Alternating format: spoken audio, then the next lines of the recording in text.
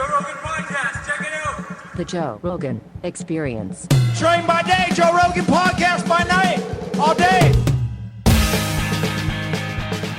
You buying a Rolls Royce? I don't know if I'm going to buy Rolls Royce, but I do like them. What about a Cadillac? I think you're more of a Cadillac guy. Well, that's a knock, right? No, they're that's great. kind of a knock. No, they're great cars. It's a Long Island. It's a car for a Long Island guy who's a little full of shit. Yeah. Long Island? Yeah. I could see myself in an Escalade. They're great. They're amazing. There's a lot of guys who want to be Tony Soprano, who aren't Tony Soprano, who like The Sopranos, who drive Escalades. That is an issue. Oh, yeah. Yeah. It's like pinky rings. You really can't wear a pinky ring. It's a car where when you're driving in it, you're in a movie that no one's watching except you, and you're starring in it. If you got that Soprano song, woke up this morning. Yeah. Well, you like only pretty much fast cars. No, I like all kinds of cars. Okay. Yeah. You're not like a luxury sedan guy. I've had them. Yeah? Yeah, I've had them before. What was the best one? I had a BMW 7 Series. They're great. It was amazing. I love them, yeah. It was really comfortable. Yeah. Those it's are just great. like you feel like you're insulated from the world. And yeah. thing. I feel like those cars I love, but I also feel like a dentist. Because my dentist had it. Like in Long Island, dentists have BMW 7 Series or Mercedes S500s. That's like the car for like your doctor. That's a nice car too. Yeah. The Benz the S-Class. Yeah. Very nice. Those car. are nice. Very yeah, nice those car. are nice. I got the Tesla, the new Plaid. The fast one. It's preposterous. It's insane. But the steering wheel's dumb. It's a Yeah. yoke, and I'm not a fan of the steering You wheel. got to talk to your boy. I don't know what to tell him. He's dead set on the yoke. But what is the yoke? It's like a Formula One car, Right. You know, Right. Like it's got a handle on here and a handle on here, and you're just kind of like holding it like this. Not only that, the horn is not this anymore. No? It's not hit the center. It's a button that you have to awkwardly move your thumb to get to hit, and you have to know that's the steering wheel. See what the horn is? See the little horn icon? Yeah. Fuck that thing. I'm not a fan of that. I mean, when I grab the top, my thumb, if extended, does go where the horn is, like perfectly. But I want to hit the center. That's where the horn is. The horn's the center. Yeah. It's old habits die hard. Yeah, and the blinkers, you see the blinkers? They're on the left-hand side. That's left and right. So you have to look. Instead of like the little stick, Right. I like the stick. The left, right. It's easy. My The problem stick's with easy. Tesla is my producer has a Tesla, and people that have Teslas think they've done well. But what is it? It's like a $35,000 car, right? It's a cheap car. Depends on which one you get. Right. That one is the S is, how much does that cost? It's well over 100. Right. The But I S- think the beginners, you can get them for like 38 grand. You can get the 3. Yeah, so- it's a great car though. Like if Sure. you want a car that's like reliable, Yeah. fast as fuck, Right. great battery life, easy to drive. But it's too much of a cult. Like everybody who's in it talks about it. That's me. Yeah, but in that cult. you know the guy, right? But Yeah. there's people out there that are talking about Starlink satellites and SpaceX, and it's like, guys, shut up. You know, they feel like they're part of this revolutionary force, but you just bought a car. It's like how Apple was in the 90s. That's right. Yeah. In the People just 90s, get too involved. people would talk about it and they would say, "We've got a new operating system coming out." I'm like, "We? Right, yeah. Who's we? We?" Yeah, who's we? Interesting. Yeah. No, it's too. My producer, when he got it, Ben, when he got it, would just talk endlessly about it and everything that it did and how cool it was. It's amazing. That's the problem. The problem it is a fucking amazing car. The car is. You've been in my other one. Yeah. Remember how fast that It's was? very Give your fast. rides in the Improv. It's very fast. This one's twice as fast. That's crazy. It's insanity. Yeah. 0 to 60 in 1.9 seconds for a full-size 4-door sedan. That's crazy. Yeah, it's nuts. What's the top speed? 175 miles an hour or something crazy. Okay. I think it's limited. Does it say it's Did limited? they govern it or something? Yeah. Probably does. I mean, it's fucking insane. It's like 1,000 horsepower. Yeah. It's got 3 engines. Do you worry about other people having like a car that's that fast? Yeah, you should. Yeah. You should. It's like, well, I worry about that with everything, with Corvettes, with, you know, you could just go to a store and buy a fucking race car. Yeah. Buy a car that would outperform most GT3 cars from, 20 years ago. Most cars that people raced. Okay. 167 miles an hour, which is, that's the fastest, I guess it goes. Fastest someone's got it to go, Okay. Well, it's the ability to merge is the most incredible thing. Like when you get into, like if you hit an on-ramp and you have an opening, it's just, shoo, it just goes. Shoo, Because you can just, it just goes. hit, right. Shoo. Right. But it's not hard to drive slow. It's not like it's uncomfortable. Like some fast cars, they're like herky-jerky. It's not like that at all. It's very smooth. Do you think the EV market is just the future in terms of like what we're going to see? It is, but it's like, do they have enough battery material? That's my question. Well, we'll start a few wars. I mean, what do they need? Lithium ion? We can go back in Afghanistan. I think they're going to war with Nevada right now because Yeah. they're pulling it out of Nevada. Well, they're going to South America too. Yeah. There's a lot of different, Minerals? minerals down there. Sure. where do they get most of their lithium? I think they are doing it in Nevada now. I did read something about Nevada being a hotbed for lithium. Yeah. Well, that's the thing now. All these new tech companies are like very progressive and they, have all these electric cars, but they're mining these minerals that they need for their products in a lot of different places. And, I'm sure they're not always doing this on the up and up. No. Well, we went over this the other day about Africa and coltan, and that like at the heart of every cell phone is this mineral called coltan. And where they get coltan is like people are literally digging it out of the ground in the Congo. Right. And they're working in horrific conditions. And, it's fucking horrible, dirty work. What is this? The biggest mine is Australia. in Australia, but the biggest company is an American company in Chile, Australia, and the U.S. Interesting. Big market cap. Yeah. Well, it's funny that they get it out of Australia. I don't feel bad about it at all. If they take it from Australia, that's fine. Yeah, that's who cares. That's fine. That fucking Take their place minerals. has lost their mind. They've gone insane. No one's lost their mind better than Australia, and it's a great sign that everyone needs guns. Well, it was shocking that it was that country. Yeah. Because I always thought that country was like a party. Yeah. Like everybody was just having fun. But it is a penal colony. Yeah. And a lot of the people there, are the descendants of criminals. And and from knowing people that live in Australia, they don't love work, which is okay, right? Like their culture is not about working. So if somebody says, hey, sit in your yard and get hammered for a year, they don't ask too many questions. They go, let's do it. But then it gets, increasingly more and more draconian and crazy, and they're doing face scans and they're checking your cup. Did you really go for coffee? Let me see if you have coffee in your cup. Yeah. But it's crazy. But a lot, I saw that video. That was They're crazy. Checking that lady's, is a gut lady? Yeah. Do you have Checking her coffee cup. in your cup? To make sure she can have her mask down to be drinking. Yeah.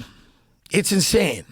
But this is after 9/11. After 9/11, this happened. When you get patted down now, you'll get molested. The TSA will molest you at an airport for no reason. They're molesting an 85-year-old grandmother from Kentucky In case she's a terrorist. in case she has a bomb hidden. So this is a problem, right? I mean, unless people restore. Hopefully, this variant sweeps. It's mild. Everybody's got natural immunity, and we move on. I don't think that's going to happen. Yeah, maybe not. The reality of human beings is once you give people power, they don't give it back. Yeah. And that's what's going on now with fucking Lori Lightfoot in Chicago. Yeah. Says she's going to make it inconvenient for everybody who doesn't have a vaccine. Yeah. But the bottom line is the vaccine doesn't work on this variant. They're saying it's a vaccine escape variant. So does it keep you out of the hospital? What keeps you out of the hospital? Being healthy. Yeah. That mean like supposedly the idea yeah. that the only thing that keeps you out of the hospital is medicine. Well, no, I don't think it's the only thing, but I get my news from Donald Trump, who told Candace Owens that the vaccine is a miracle and it works. Well, because he came up with it. Yeah, but a lot of people are saying that if you not really him, obviously, you're prevented from death, or which by the way is the last. I mean, it started with you won't get it, and then it was you might get it, but you won't get sick. Then it was well, you'll get sick. Now it's you won't die. So it has. Have you seen the breakdown? It's an American product. You know? Is American it's an product. American product. Truly, it's an American product. Where by the end of it, it's like, hey, you might not die, which is many of our but products. you might. But sure, you could. But less people will die. Yeah, I don't think we Allegedly. really know. Like, I think we're going to find out. I think years from now, what this whole thing was. Well, for sure, there's a lot of money involved. And whenever there's a lot of money involved, then there's fuckery. Yes. And there's for sure fuckery involved. Sure. And have you ever seen the compilation of what Fauci said at the beginning of the vaccine distribution versus now? No. You never seen that video? No, I'm sure because I remember it, though, because I remember that the idea was that you wouldn't contract it. Yeah, you're not going to get the virus. And that the breakthrough cases would be rare. Yeah. Very rare. Well, that's why we got it. We all got it early. Everyone that I know got it early because we believed it was like putting a wristband on and you could go into Six Flags. Basically, it was like, oh, I have it. Yeah. Let's go. Party's on. But now it's not even, you need a booster. Now it is the booster. California, all the state workers now have to have a booster. And that's the third.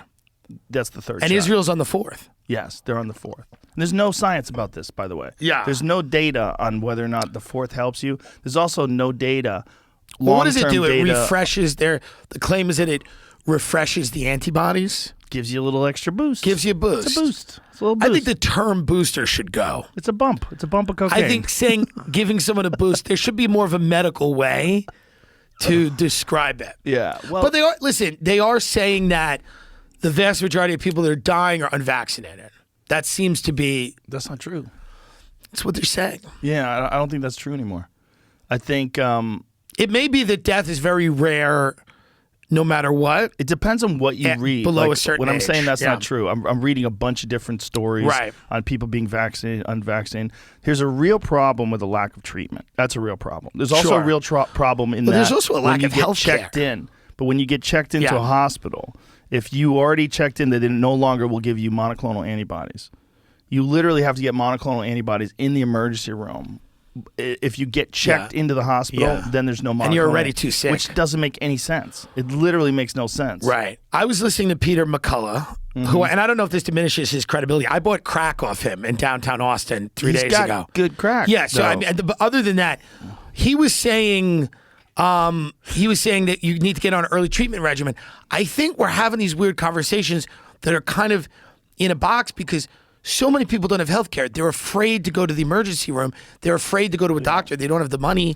They can't take off work. Yeah. So the idea that having this for-profit healthcare system where everybody's trying to make money seems to be a real impetus to getting people early treatment because most people can't get early treatment because they're terrified of spending the money. They don't know what they're going to get hit in the mail for. That's true. So it seems to be like I think everything he was saying about getting on early stuff makes sense if you have health care.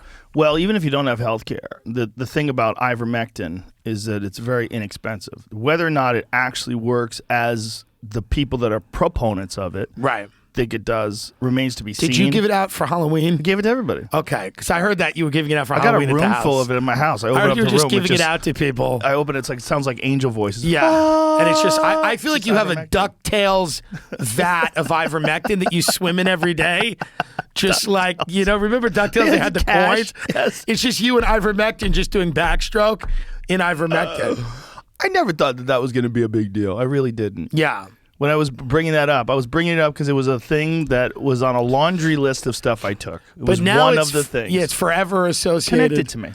Isn't it funny that like a year ago, if they said you're going to be in this crazy controversy about a drug, you'd be like, what are you talking about? Why would I do that? That doesn't even make any sense. Right. Yeah. One of the things that's been very strange about this is watching how people get very there are certain things in society where people's quote unquote lived experience is like the most important thing. Right. If you identify as a different gender, whatever, if you are mentally unwell and say, I can't perform certain duties, you go, I respect that. But if you say, I took ivermectin and I felt better, people turn around and go, shut up. It's weird. Yeah. That's weird. Well, they got tricked. They got tricked into doing this by the media. And the media over and over and over again said disproven, conspiracy theory, horse dewormer. They said all these things. But what they ignored is how effective it's been in other countries. Right. Well, Japan, which is not an alt-right Reddit thread. Right. it's Japan. Yeah. They were like, we're authorizing the use of ivermectin. And they had a giant drop-off of COVID cases. Right. The same thing happened in parts of India. You can get it in Texas. Like when I had COVID, Yeah. my doctor just wrote me a prescription for ivermectin. Some doctors. I know a doctor who's actually being brought in front of the medical board, being subpoenaed because this doctor prescribed ivermectin to patients with COVID, and they want to know why. Well, So this is actually like they're being brought in front of a fucking board about a drug that if you go to the critical care frontline COVID critical care group, right. people have done it for thousands of people. There's all sorts of at least anecdotal tales of people getting better after ivermectin. They do know that it stops viral replication in vitro, which means in a lab culture. Yeah. They do know that other countries have reported significant success. They have these RCTs, these randomized controlled trials that they can list over and over and over again about ivermectin. The problem is, it's like the data is kind of sloppy. Like some of it is they used it in prophylaxis, which means they use it as a preventative measure. Some of it they used it in early care. Some of it they used it deep into the sickness. So it's like we don't know. And also there's clearly some kind of a conspiracy to try to demonize that medication. When you look at the amount of people that said horse dewormer, you look at the bullshit story that was in the Rolling Stone that was proven to be absolutely not real. Yes. About people waiting in line at the hospital. They couldn't get into the emergency room with gunshot wounds because so many people were in there with horse dewormers. Which is what proven untrue. Not just proven untrue, just a fabrication. Well, it's a bad. I think the idea that there's a vaccine that's available and people are being mandated to take it rubs people the wrong way. Well, also because people are vaccinated and still getting sick and still spreading it. And they're trying to pretend that's not the case. I think that it's been a big problem watching the sales pitch because to me it should be the vaccine is available. If you take it, it should reduce your likelihood of getting sick. That should not be, you shouldn't lose your job. Right. Like that's what I was saying. I was like, it seems crazy to me to fire somebody and make them destitute, broke, homeless, right? Because they will not take a vaccine. Not only that, a lot of them are nurses, and nurses have already got COVID. Right. So they've had COVID, they recovered, they have better antibodies. Well, that's the thing. A lot stronger of people, antibodies. Yeah, there's people that aren't anti-vax per se, but they say I have natural immunity. Yeah. So that never made sense to me. The mandates never made sense. I didn't get that. Even the term vaccine is incorrect. Right. It's a gene therapy. It's a different thing. A vaccine is like smallpox. You get it, and then you never get smallpox. Or like measles. You know, once you have the vaccine, you don't have to worry about it anymore. That's for the vast majority of people. Right. That's what a vaccine's supposed to be. This is something where you have to get 3 of them in a fucking year. But this is like when I used to sell mortgages. You would get a mortgage, and then 2 years later, you would get a refinance. Exactly. So here's what you're not realizing. If I'm Pfizer, I don't want to just be in your life for one transaction. I'm your partner for life. Right, forever. So every couple of years, I'm going to call you up and say, hi, Mr. Rogan, how are you? And we're going to do it again. Yeah. We're going to get a boost. That's the American way we sell everything. There's not one product on the American market that people go, you got it, you're good. Not one. Every single product, you could go buy an air conditioner. The guy's like, and when you have a kid and you need another one, you come back here. Like, this is just kind of in our DNA. It's also weird that there's 3 vaccines. There's only 2 now. Well, They're there's telling 2. you not to take the Johnson & Johnson right, anymore. but that's weird when the CEOs of the vaccines are like making fun of each other. That doesn't make you feel good. No. Like I remember people got the Johnson & Johnson and then we were an hour away from getting it. They discontinued it. Me and a bunch of people in LA. That didn't make you feel good. No. It shouldn't be, I think. I mean, capitalism has some great things, but like, I wonder if we should, like, the vaccine shouldn't be like one of these products where it's like, you know how Wendy's and Arby's fight on Twitter as a joke? I don't think a life-saving vaccine should have that. Like, I don't think Moderna and Pfizer should be fighting with each other. But it doesn't make you feel good about it. I don't think Moderna and Pfizer are fighting with each other, but different countries. Well, they'll knock each other. Like the CEO, like Really? Jamie can even look. Yeah. No, you could find that. Knocked Moderna? Really? The CEO, they made some comment. 30,000 people. They made some comment. How many people do you think really died from the vaccine? Do you think people are, because I know so many people. 100% people have died from the vaccine. Well, for sure. right? We know that. but for we a don't know fact. how many. We do know that historically, the VAERS, which is the Vaccine Adverse Event Reporting System, Yeah. the VAERS reports have been under, like, whenever underreported means. If it's there was one article that Harvard put out a paper about, I think it was about the HPV vaccine, Right. and they were saying that VAERS underreported like as significantly as 1%. So it was like 99% unreported, 1% reported. So like out of 100 events, one of them would get reported. Is there any chance people on VAERS are just having fun? I don't think that's the case, but yes. Because There's always a chance. I would like to go on VAERS and just Like a for Yelp fun, review? just for fun, and just say the vaccine killed my whole family, Right. just for fun. Yeah. But if I can do that, the question is maybe other people, but maybe not. I think you have to say the name of your doctor. There's more that goes into it. Peter McCullough was describing how difficult it is to file a VAERS claim and Yeah. what has to be, that it's complicated. And it's Right. also, it comes with criminal penalties if you're full of shit. yeah. It's, for sure people have died. The question is how many? I think they're reporting now 18,000 deaths. But what is that? Is that It's the VAERS. What VAERS is So saying, VAERS is saying 18,000 18. people. But you also have to think about the sheer numbers of people that take the vaccine. If it's 18,000 deaths and you're dealing with 230 plus million people that are taking the vaccine, a lot of people are like, it's not that bad. Yeah. Unless it's your family, then it's horrible. Unless it's Right. someone that's close to you. Unless it's your young child. Right. Which is some of the Is it people that have possible died. any of the people who died from the vaccine were racist? Could be.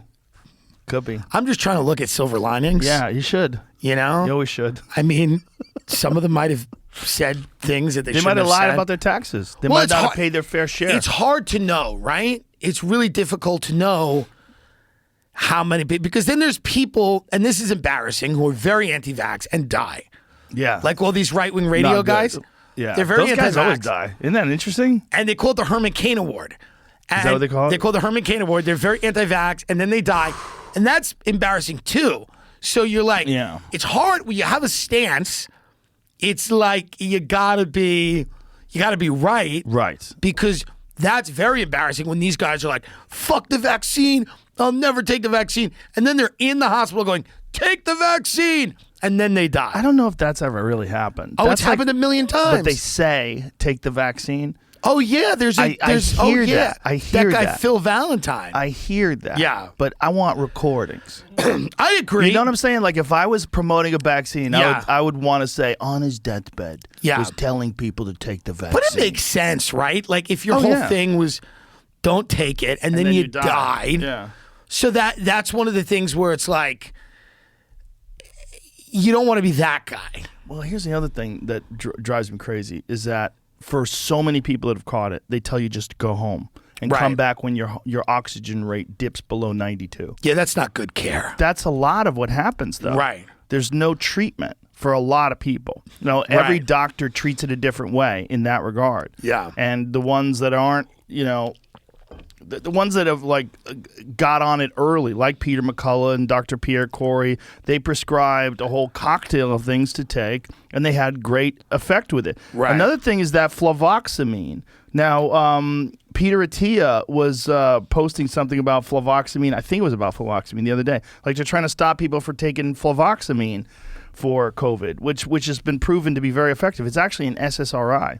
And for Right. some reason, it works very well to prevent What's some infections weird is of COVID. people trying to stop people from taking medication is very weird. Because it's there, you have a binary approach. It's a and that's very you need to suspect, take. yeah. You need to take the vaccine. You need to Yeah. take the vaccine. But it's also the vaccine has become, in a lot of ways, almost like a religious thing. Yeah. It's like you have to believe in the vaccine. It's like you I have don't understand to do this thing. I understand that they're trying to say that these things aren't a replacement for a vaccine, but I don't know why you can't say, hey, we've got an effective vaccine and here are treatments as well. Because you don't make as much money on the vaccine. Look, Yeah. clearly the vaccines have influence on media.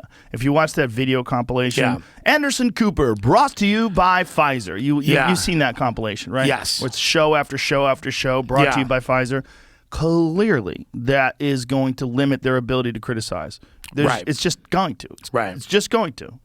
Whether it's a spoken or unspoken thing, there's going to be some pushback. Yeah. And that has an effect. And also it has an effect, the term anti-vaxxer has an effect. So there's a lot of people who But want you're to take not. the vaccine. You've gotten other vaccines? I've got all of them. Yeah. Everything except COVID, and I almost got COVID. I Right. almost took the COVID I remember vaccine. you almost took it. The only reason why I did it is because the UFC wanted me to go to a hospital instead of. I thought I could do it at the UFC offices. I went there, and that was the understanding. And they're like, what, for whatever reason, whether it's the CDC or whatever, they said you got to go down to the hospital. I said, well, I can't today. Today's the fight. I was going to do it the day of the fights. Right. I was just like, shoot me up.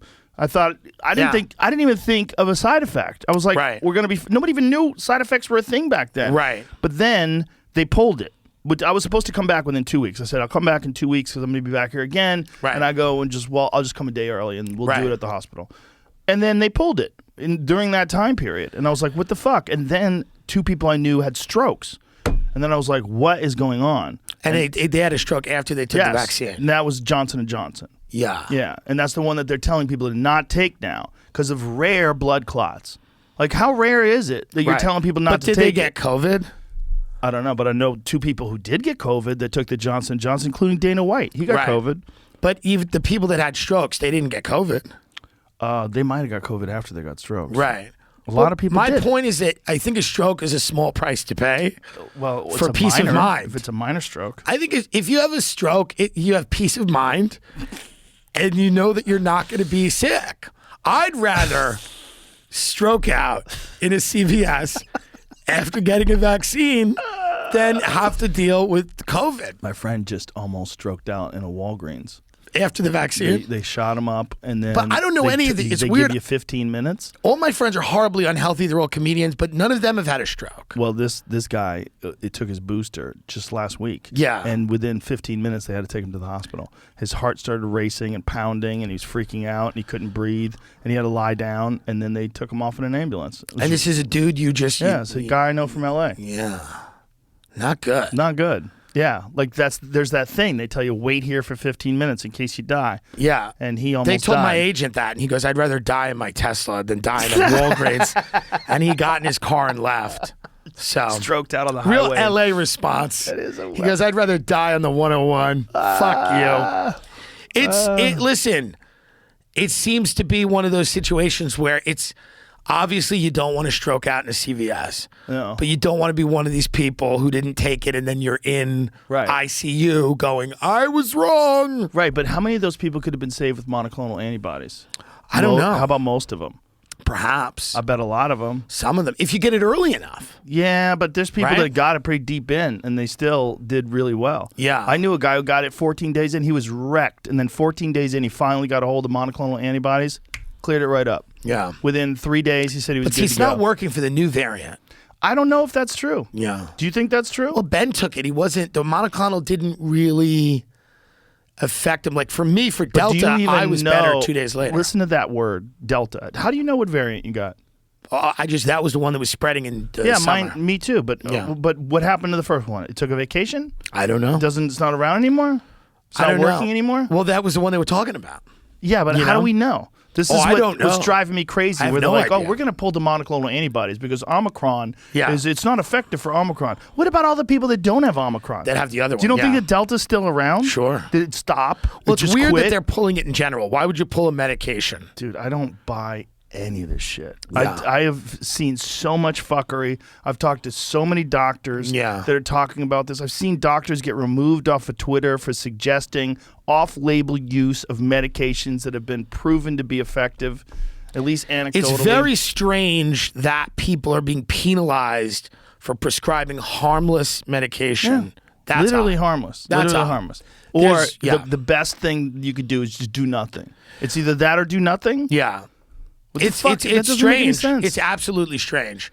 I think that it's a hard call to make with the vaccine because there are people that have gotten hospitalized and died Yeah. that don't have it. Yeah. So that makes people go, oh, fuck. I think You know? if you have the vaccine, you are clearly better protected than someone who doesn't have the vaccine, Right. particularly if you're not in good shape, if you're Right. not healthy. Which is the majority of America. It's like, what did we say the other day?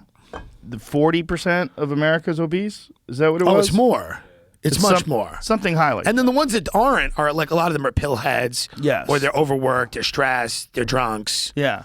they're dark web pedophiles. There's the a lot of country's people a that mess. are fucked. The Yeah. country's a mess. And how many people are on medications that also disturb your immune system? 100%. A lot of people. There's a lot of people that are Well, on. the other thing is we ignore, part of the COVID thing has been it's taken all of the oxygen out of the conversation. We have an opioid epidemic.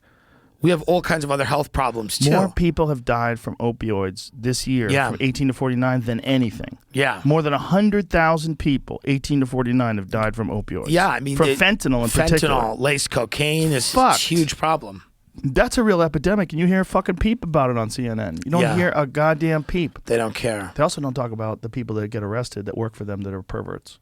There's a lot of that. Have you seen that? There's more than of There's that two now. than you would think Yes. because it's So, weird. But the it's- CIA has that problem too. Do they? They have that problem too. CIA has And the pedophiles NSA. working for them? Yeah.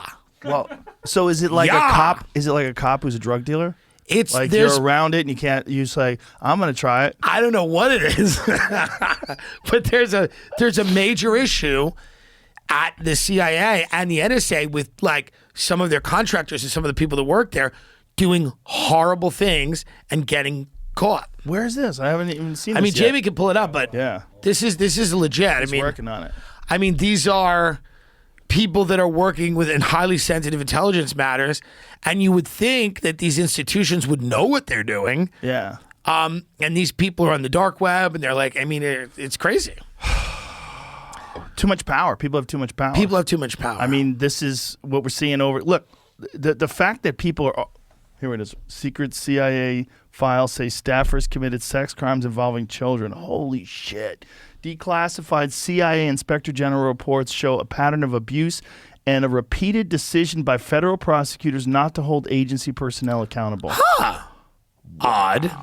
Wow. That's odd. You think they're like, this is bad for PR. Let's just pretend it didn't happen. Well, yeah, I mean, this is also, we know for a fact that these people for years and years and years have used this as a way to blackmail and entrap people. Yes.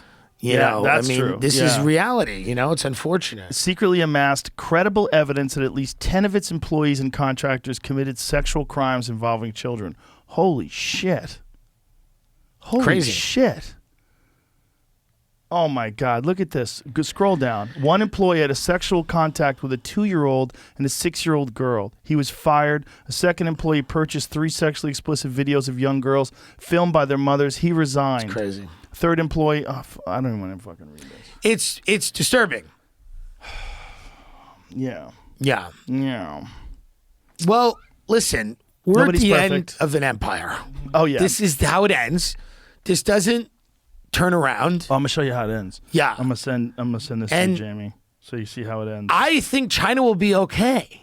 China's gonna do great. I think China will be okay. I don't worry about China like everyone else does. Did you know that they're already deliberating for the Maxwell trial? I didn't know that it was almost over. What? Yeah, they're pausing. Well, that was a deliberations trial. until The Monday. Ghislaine Maxwell show trial was it was absolutely a completely unserious attempt. Look to, at this. The judge in the Yeah. Maxwell trial asked jurors to deliberate today. They said no, thank you. Interesting. Well, because it's the holidays. Yeah. Oh, So right. I mean, the you weekend got to enjoy Christmas without talking about this creep and his British girlfriend diddling children on an island. Like, there's got to be some level of like, hey, we're trying to decorate our tree. Can we take 3 days and not do this? Go put that back. We could see what it said. Look at this. Frustration grows over heavily redacted Epstein pilot's flight logs. Let me stop right there. Because if they could show Bill Clinton flied with Yeah. him 26 fucking times, Yeah. who are they redacting? Well, I think people that are currently in positions of power, you got to realize the Clintons are done. Right. They're done. They were very powerful, but they're done. But there's a lot of prime ministers, there's a lot of senators, there's a lot of congressmen, there's a lot of people that are still presidents, vice president, who knows, that are still in power that they may be protecting. My favorite is when they asked Bill Gates about it. Yeah. And he's like, well, he's dead now. Yeah. So, did you see that? Oh, yeah. That is the wildest answer ever Well, to all why these did you have creepy- a relationship with a pervert? All these, right, he's dead. He's gone. All these creepy tech guys are nerds. They make all this money, and Yeah. then this guy shows up and goes, "Hey, I got all these chicks on an island. Yeah. They don't ask too many questions." And I already had this ready to is go. the oh, here we go. Play I had it this ready to roll. because this is the end of an empire, and this is Gad Sad said that, and he's definitely right. He said American's been a hell of a run, but it's over. Yeah, no, it's not looking. This is a lady is singing. It says the East Room.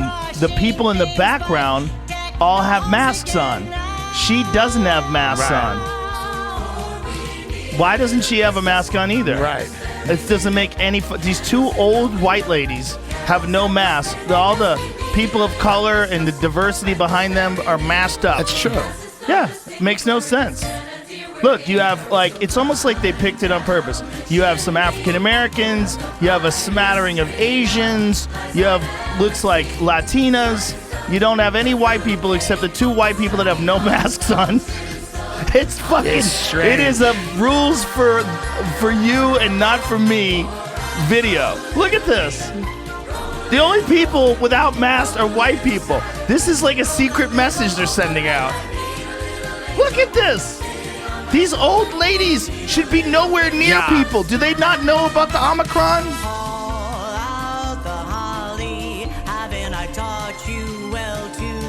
Well, they're singing. So the two without masks are singing. Yeah, but everyone's singing. But is this about the vaccine or not? But they're all singing. Yeah. And they're all wearing nurses' outfits. Those people are singing. There's other voices. Yeah. So either they're lip syncing or they're singing along because they're moving their face and they're moving their hands and their jaws are moving. Their masks are moving like they're singing. So are they filtered? Is that what the idea is? They're being safe? Where is the president? He's dead. Yeah. I mean, like, Did you see him give answers to a press conference the other day? He took because I shouldn't questions. even be doing this, right? No, it was beautiful. He took questions yesterday, and they started asking him about tests, and he just kept saying the same thing. Nobody saw this coming. It's like this thing, this Omicron. Nobody saw it. And as it goes on for like 5 or 6 minutes. Yeah. Like as it goes on, you're like, oh my God, he's gone. Yeah, It's he's out. He's worse than he was a month ago. He's getting worse. He's progressively declining. Yeah. It seems. Yeah. And then Kamala Harris, they're trying to ice her out. All the press coming out is like she's. Michelle Obama. Yeah. And they're going to bring Harris. Michelle Obama and Harris. Harris comes back as the vice president. Michelle Obama's the president. We get a double dose of diversity. They'll win. Let's go, champ. They'll win. And then who's on the Republican side? DeSantis? Trump and DeSantis together. They have to make a super team. It's the only way they win. Interesting. That's the only way they win. Super team. Trump comes out as the president. Yeah, if Michelle Obama, I really believe if Yeah. Michelle Obama runs, She might She win. wins. Yeah. I think she wins. She's good. She's great. Yeah, she's she's good. intelligent. Yeah. She's articulate. She's Right. the wife of the best president that we Right. have had in Right. our lifetime in terms Right. of like a representative of Yeah. intelligent, For sure. articulate people. Yeah. She could win. Yeah. I think the only thing that would stop is if she bought into some of these policies that are destroying businesses in America that make people scared. If she somehow or another supported or showed any support for lockdowns and mandates and all this craziness that's going Yeah. on, if she did, Well, I think, God willing, we're on the other end of that. And I think that the problems now with like the defunding the cops and stuff, they seem to be reversing all of those policies in these cities Yeah. where homicide rates have skyrocketed. well, they're going to have to. I mean, Yeah. there's no other solution. But People in LA are getting gun in the face when they're eating dinner. They're Yeah. being attacked. It's like, now some of it's overstated to a degree because like, obviously the media is it's the media, right? Yeah. So, I mean, it's like they're going to run with it and get people excited about something. But there's a real uptick in crime in wealthy areas. And those people are unhappy. That woman who just got killed in her Beverly Hills home, that's tragically. the CEO of Netflix's mother-in-law. It's crazy. Yeah, they gunned her down in her Beverly Hills house. Yeah. So those types of things are, I think, making a lot of people go, hey, this wasn't the best idea. Not enough people, though. I mean, Not enough, people yeah. should be in the fucking streets protesting. Like Yeah. the district attorney. See, the district attorney called cops pigs, essentially. The LA district attorney said, when you roll around with pigs, you get dirty. That was Yeah. the way he described like what's going on with crime in Los Angeles. Yeah. Like what? Yeah, and he well, said that's- this is just yeah. a metaphor about being dirty. It has nothing to do with cops. And like, Yeah. Yeah, that was probably not the greatest choice. see if you can find when he said that, because it's a you got it right here. Play it here. Listen to this. L.A. District Attorney George Gascon, who's like the biggest fucking communist in all of law, was asked to respond to L.A. Sheriff Alex. How do you say that? Villanueva, yeah, who's a Villanueva's great call. sheriff. Like, Yes. he's like actually really good. My dad used to say, when you wrestle with a pig, you both get muddy, and the pig likes it. Says he didn't use the word to demean law enforcement. Just play it, because Look, I'm going to, my dad used to say that when you wrestle with a pig, you both get muddy and the pig likes it. Okay? And that's not pig in terms of using the term as to law enforcement, as to people that often act in ways that I believe that are not consistent with the decorum. Yeah, I mean, he's mentally ill. I mean, He's- to say that it's is a crazy. psychopath. No, it's a psychotic statement. and then he's saying this about the L.A. sheriff. No, it's crazy. When you wrestle with a pig, you both get money, and the pig likes it. Yeah. Imagine that this guy's still in Yeah, office. no, I mean, imagine it's crazy. this guy has let so Gavin many Newsom's fucking still in people office. out. This effete wine merchant. He's worse, though. He's worse. Yeah, He's no, worse. he's bad. He's the worst, because Yeah. he's letting people off that pull guns on people, pull knives on people. Well, the guy who people did the that- Waukesha massacre yeah.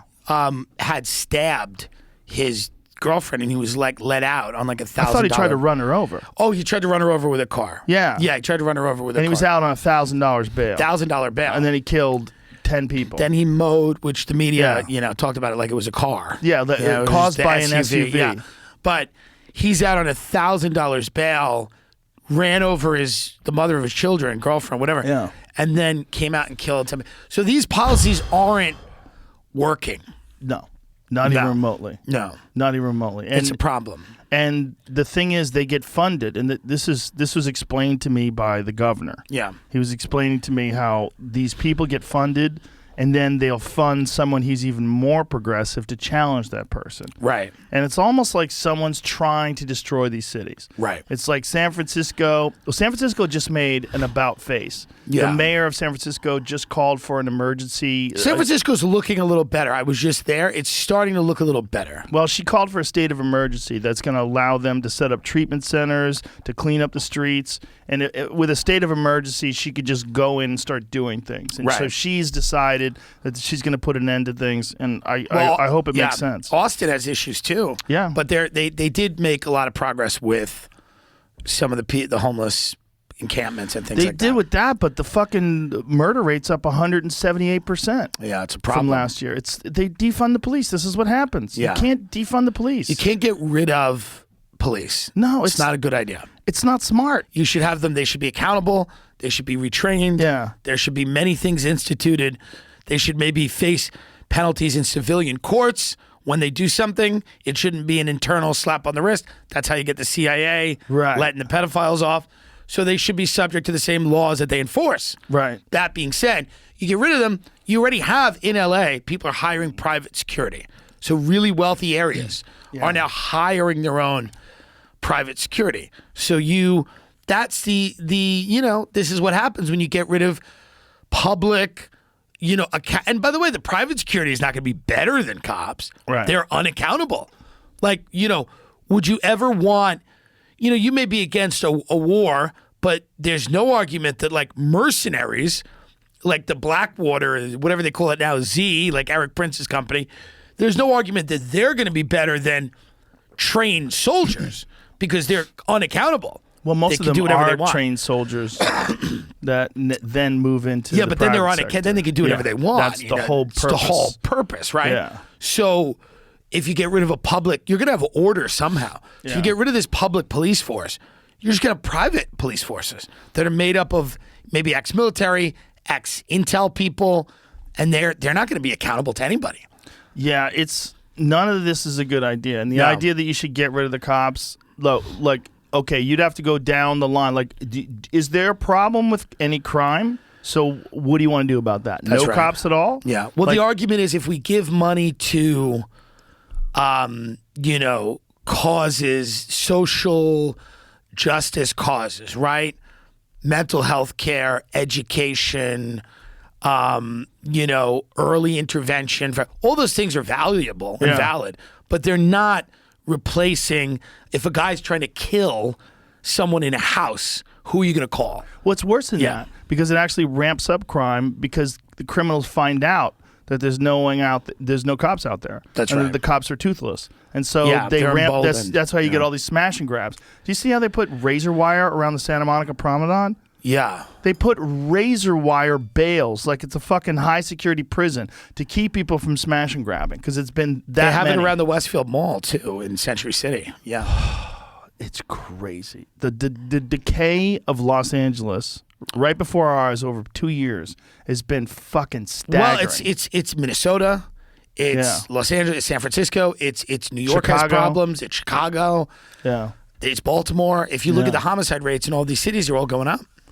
Yeah, way They're up. all going up. Yeah, and they blame COVID. But they all have in common that they defunded the police departments. They all have that in common. Well, also I think there's also a problem with the idea that you can have a civilization and a society where people are, we all want a respectable relationship with law enforcement. Like we all want people to be treated yes. well. Yeah. But you can't have a society where you have zero order, because then order is going to be imposed. There's businesses that are like, gangs will protect businesses, right? Yeah. Mafia will protect Yeah. businesses. Like, there's going to be some order in society. There's going to be an organizing principle. And if the state doesn't have a monopoly on violence, you have Kyle Rittenhouse. So you have people that are going to take it into their own hands. You have vigilantism. It's inevitable. Yep. So that's the other problem is you go, okay, you can't have a society where you go, violence is okay for the things we agree with, which is the craziest thing I've ever seen.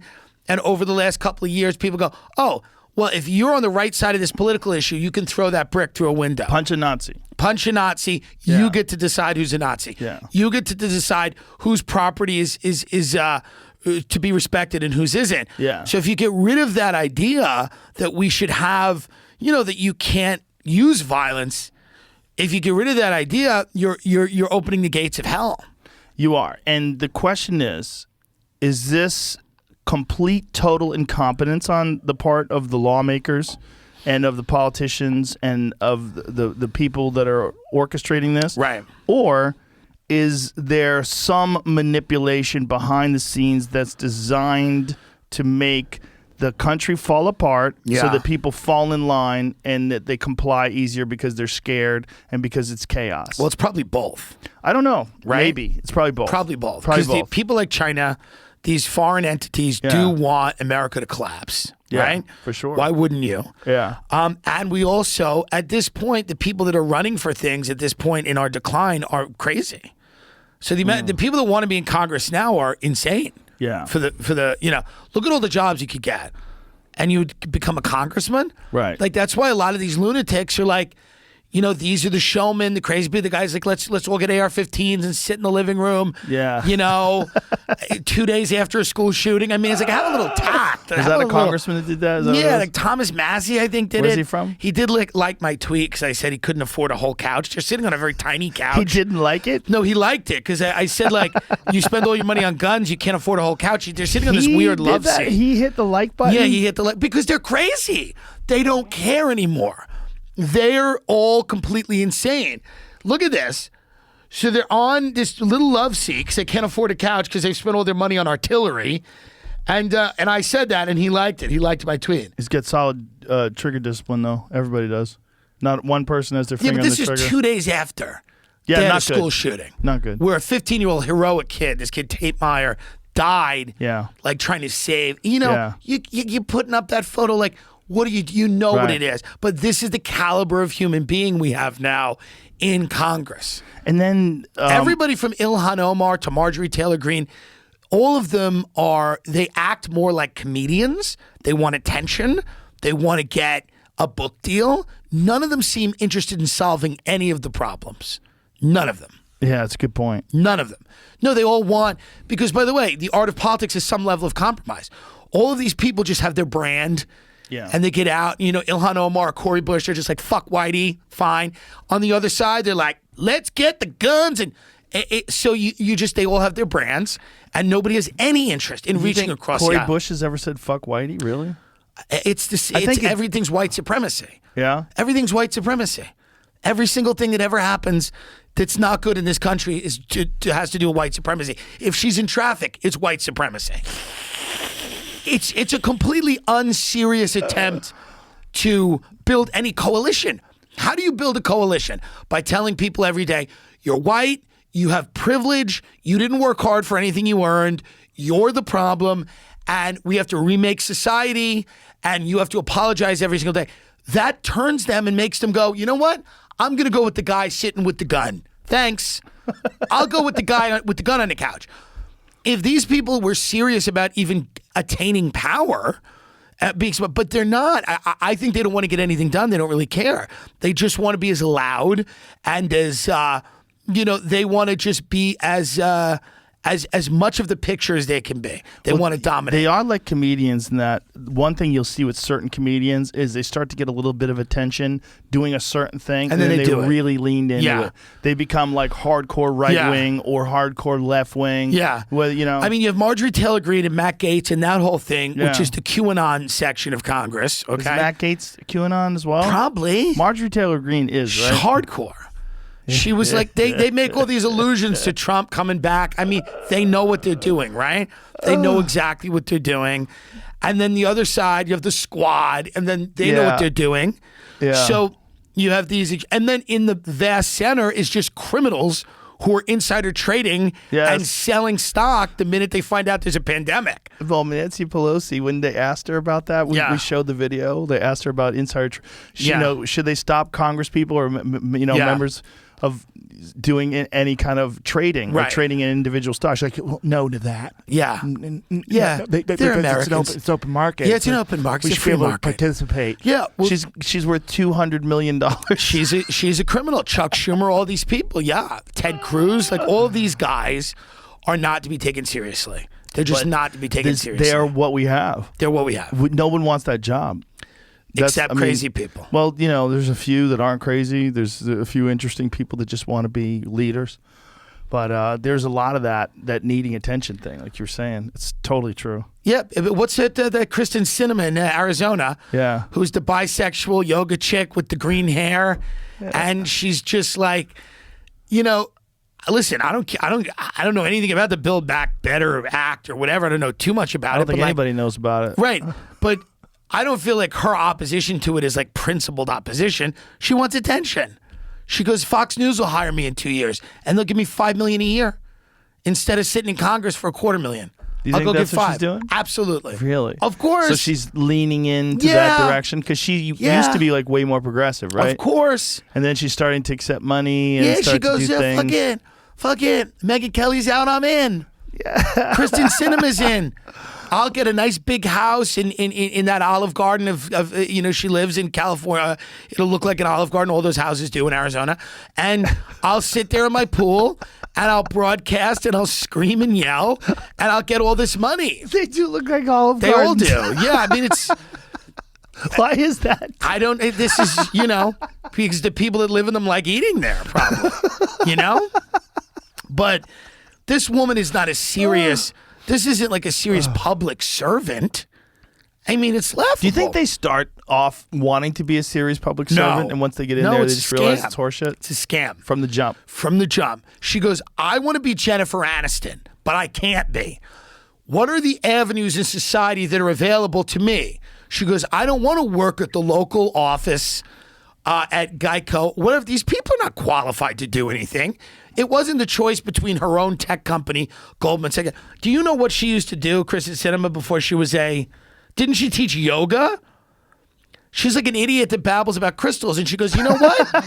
I can become a congresswoman, which anyone can. I think I can." Well, it says she had a became an adjunct professor teaching master's level policy and grant writing at Arizona State No one cares. School of Social Work. Yeah, great. She's a teacher. She's a teacher. And Fine. adjunct business law professor. And she got bored with that. She was bored with that. So she goes, you know what I'll do? Let me go to Congress and let me kick up some dust. And now that she's in Congress, she's like, I want out.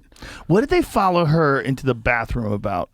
Oh, I don't know. They're yelling at her about the thing, that she won't pass the bill. What was that? The Build Back Better bill? Yeah. But here's the thing about that bill. Who's read it? Isn't it thousands of pages long? Oh, for sure. But every piece of legislation, who's read any piece of legislation? Right. I've never read anything.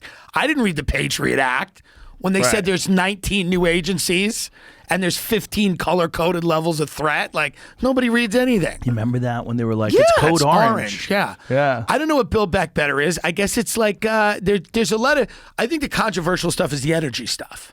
They're going to tax people.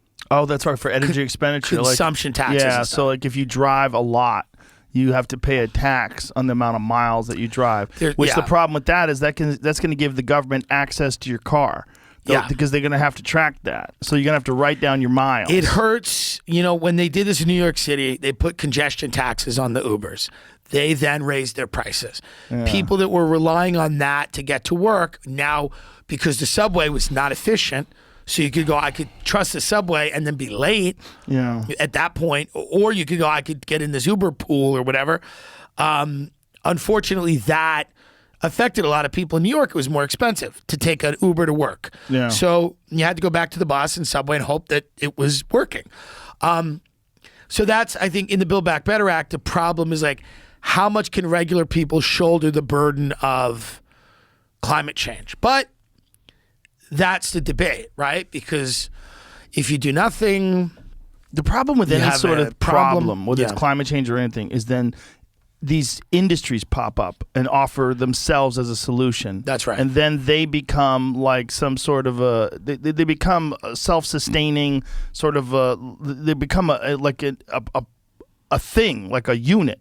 Like if you have climate change and then something comes along and says like we can solve climate change, and then they become a consortium, or they become some sort of a conglomeration or a corporation.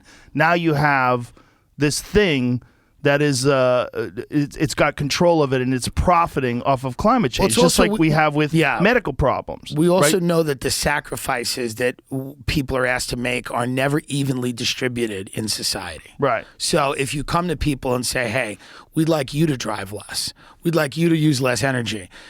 The same way with Gavin Newsom sitting there maskless at a dinner at the French Laundry, you go, oh, those rules are not the rules that I have to play by. Right. So I think people are inherently skeptical of these, pushes to make people sacrifice, because they go, wait a minute, but you guys still get private jets, right? Yeah. And you guys still get these massive conferences. Yeah. And you guys still, I think everybody, well, not everybody, but the vast majority of sane people want a better environment, or they Yes. want to safeguard an environment.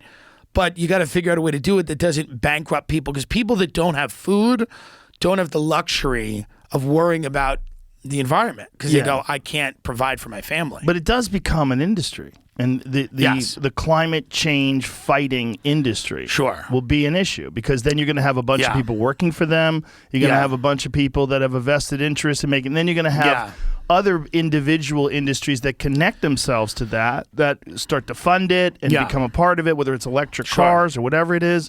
And then you have laws that are passed that penalize their opponents or penalize their competitors.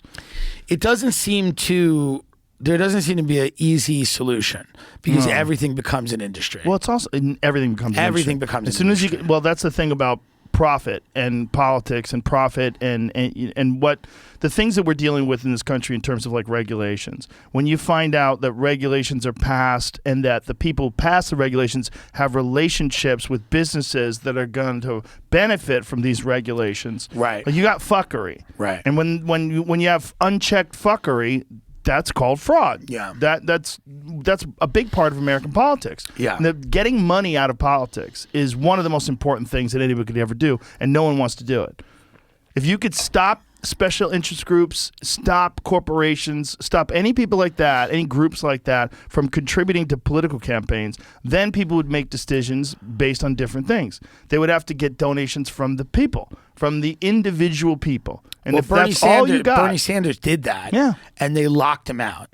they did lock him So out. they locked him out. Like he literally did that. He raised Yeah. money, grassroots, and then they literally plotted at the DNC as a way to keep him out Yeah, twice. twice. Yeah. They sandbagged him twice. Yeah, I mean, it's wild So that he anyone never who stands shows- up and, yeah. and yells about that. Well, I think he's not who people think he is. Like, I don't think he's a good, solid dude for sure. He's not a revolutionary guy.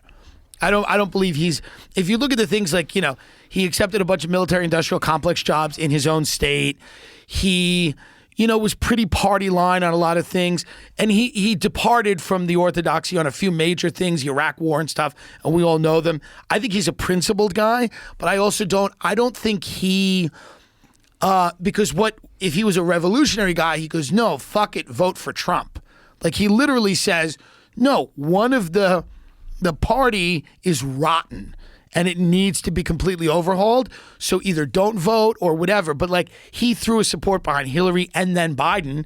Yeah. Quite obviously after he had been kind of sandbagged, and they had arranged this so that he was going to lose. He had the momentum, certainly the second time for sure. For sure. And I just don't think he's a revolutionary guy. I think he's a politician. He's You been think there 20, 30 years. They just thought that he couldn't beat Trump, or do you think that they thought that he was going to be a problem if he got into office because he would sandbag a lot of... Yeah, all of it. All of Yeah. it. I mean, I think he's a guy. There's no photos of him on Epstein's Island. Like, he's not a guy that's played ball. Right, He's not a right. play ball guy. Right. He's a guy that I think he was at the end of his life. He was old, so they can't hold that over his head, right? It's not like he's a young guy with a family dynasty that, you know, is trying to like preserve power for generations.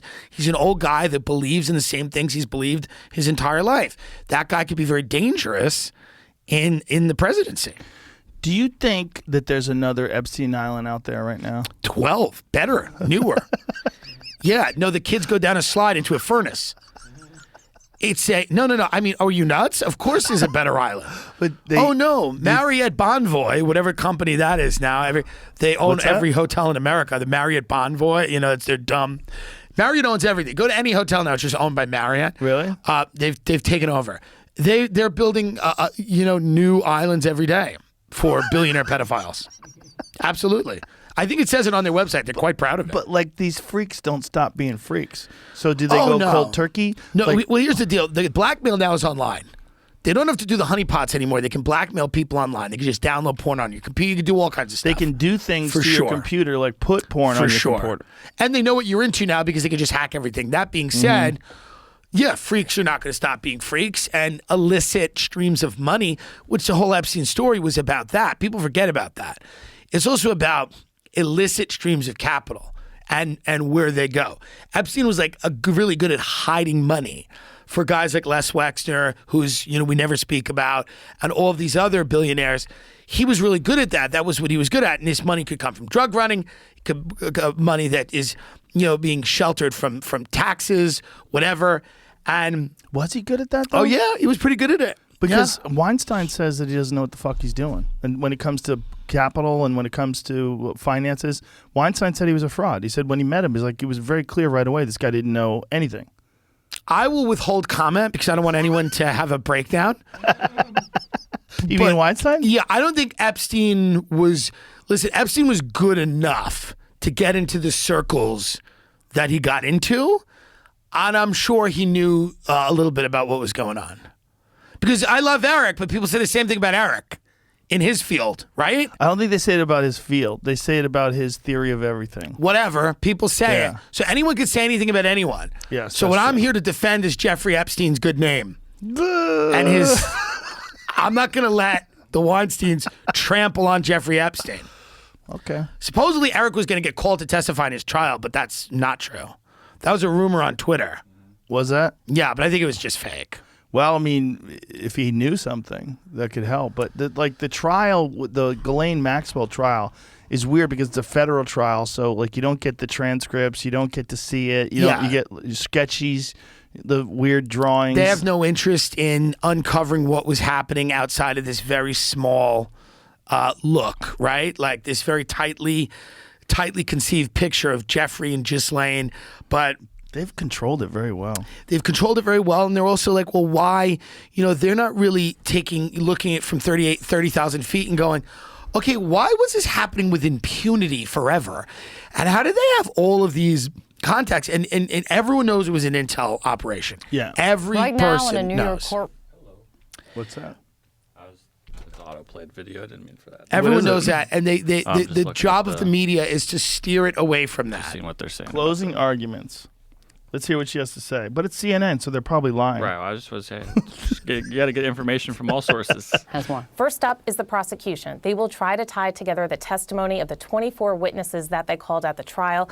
4 of them are accusers, women who say that they were sexually assaulted by Epstein when they were giving him massages. These women testified that Ghislaine Maxwell helped recruit them, helped arrange their travel and their massage appointments, and at times participated in the alleged sexual assault.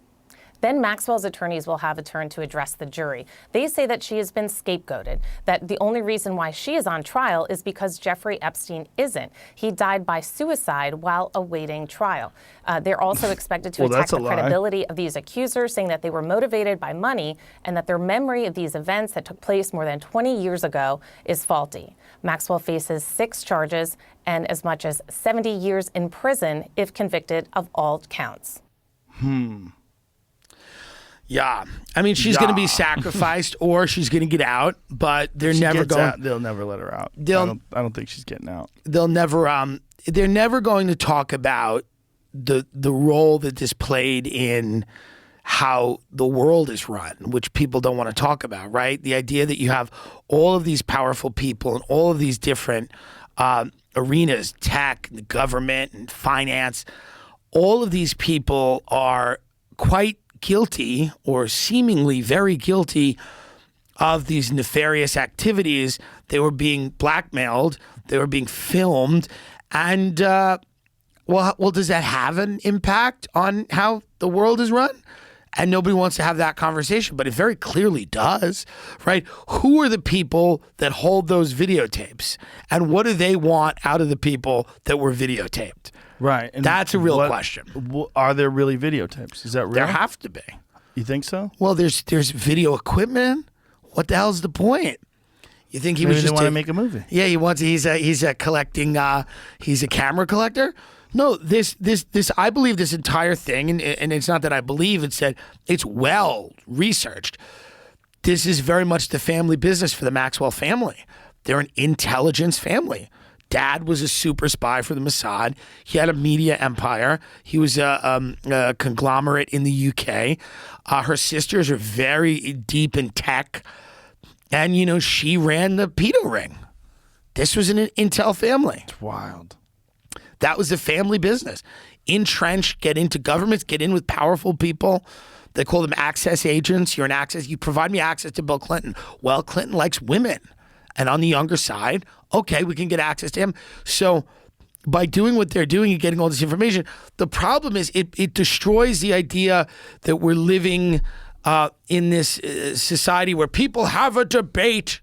Of like the reason they can't build the bill back, they can't get the Build Back Better Act passed. The reason they can't get that act passed is because Jeffrey is dead. Like if he could have blackmailed Joe Manchin, the act is passed.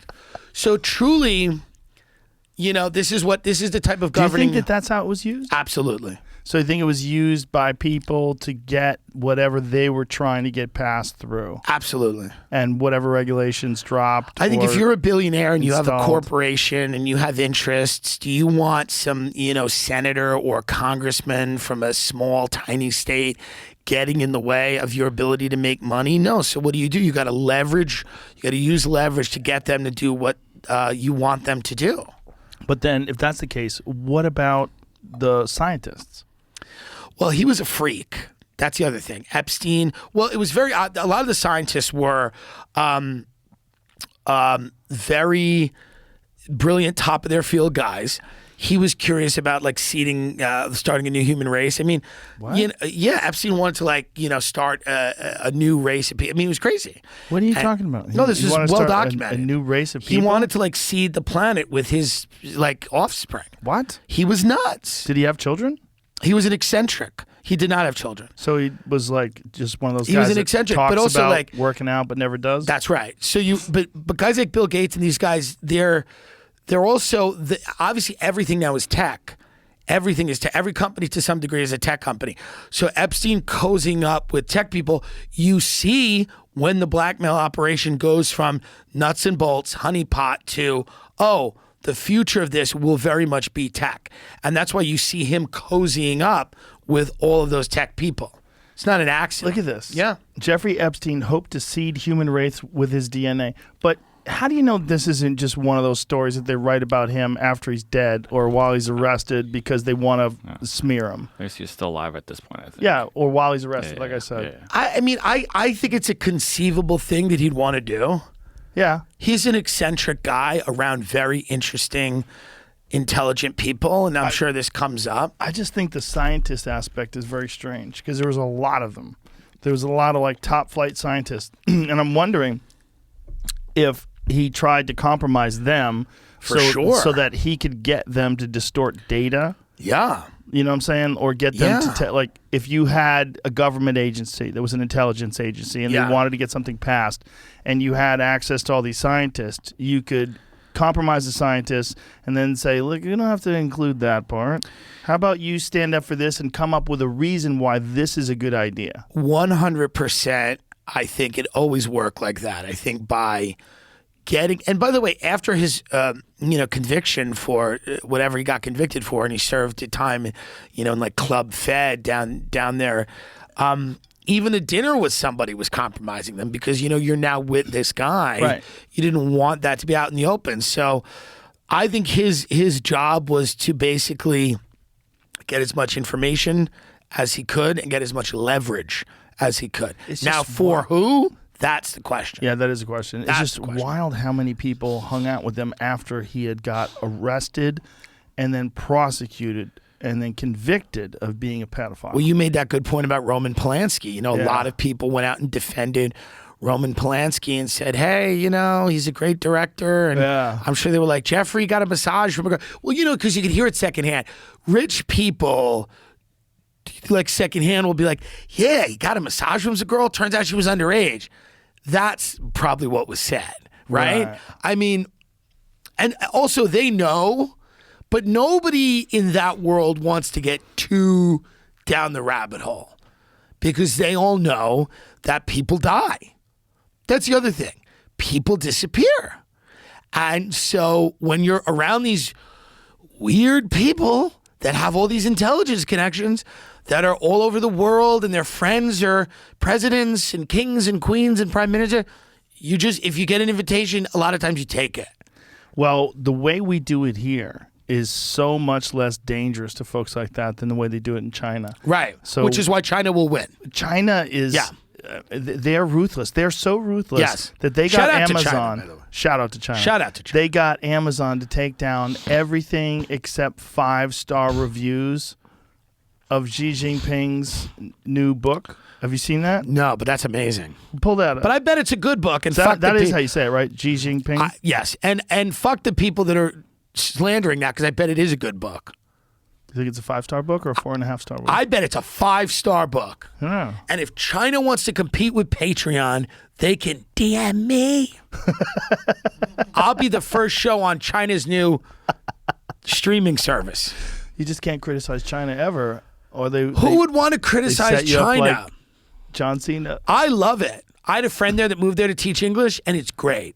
Really? Sometimes there's homeless people, and then sometimes there's not, because then they're in the river. Amazon partnered with China propaganda arm. Yeah, but about the book. No, yeah. Is this about the book? Yeah. I mean, the headline on another website linked to this. They took the headline and made it different. So Amazon reportedly took down reviews of Chinese president's book after demands. Amazon.com currently offers G's book with positive reviews from Facebook CEO Mark Zuckerberg and HuffPost. Whoa. What's interesting about the way they do it over there is if a billionaire steps out of line, they either lock him, they just get him. Yeah. They go get him. They go get him. And either they kill him, Yeah. or they throw him in some prison somewhere and you never hear from him again. Right. And they just take turns fucking him. Yeah. Or they make him eat his children. And to stay Saudi Arabia alive. did that when they locked everyone up in the Ritz-Carlton. Like, that seems to be the only way to get these people in line. Yeah. Well, they do it.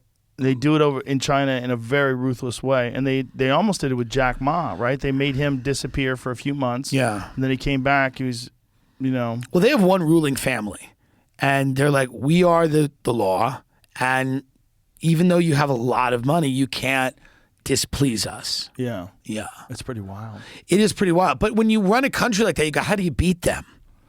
It's How going do to be you very beat difficult. a country that runs like a corporation with one ruling party that goes... Not just a corporation, Yeah. but a corporation that has access to all the information that gets distributed. Yes. Like they've literally locked up the internet. They Right. don't have the regular internet over there. Yeah. And they have 1 billion people. And they have 1 billion people. It's going to be tough to beat them. Do we jump ship now? Will there be rewards for us jumping ship is the question. I think we're going to become them. You know what I mean? I think that's going to be the argument for competing with China. Because we have to become them. Social credit score Yeah. system, that kind of shit. The journalist Whitney Webb, who I've had on my show, said that there was a real push years ago saying that if we want to keep our supremacy in the fields of AI and automation and things like that, we have to develop these systems and implement them before China does. And they are all, Chinese type of social credit score systems and surveillance systems and things like that. So that's a very probable outcome, is that we got to come up with this technology and export it to the rest of the world before China does. Did you see the thing that Sagar did about the company in China where they were working, they sold 51% of the company to China. Yes. They work in the AR sector, and they Yeah. just stole all of their intellectual property, Yeah. changed the name of the company, and said, fuck you. Yeah. Now it's Chinese, and it's amazing. Yeah. Did you see that Obama documentary on Netflix about the Chinese buys the American company? No. And then the Chinese people come over here and they're like, you're so fat. Because everyone's like fat and slow. And China's like, you got to lose weight and start working hard. What is this? It's called American Factory, right, Jamie? It's called American Factory. The Obamas produced it. It's about a Chinese company that like buys an American company, and they come over here to America. Is it fiction? No, it is real. It's a documentary. About what company? I forget. It's a Chinese company that they come over here and they start. It's kind of American crazy. Factory. Here, watch this. Yeah, give me some. Project that is going to help grow this community, give people jobs, and give a future to your kids and my kids. Wow, they changed the name of the streets, Where you Chinese sit names. today Crazy. used to be a General Motors plant, and now there are over 1,000 employees working here. Is this a union shop? It is our desire to not be. 他炸玻璃他必在，他什么信任什么缺陷？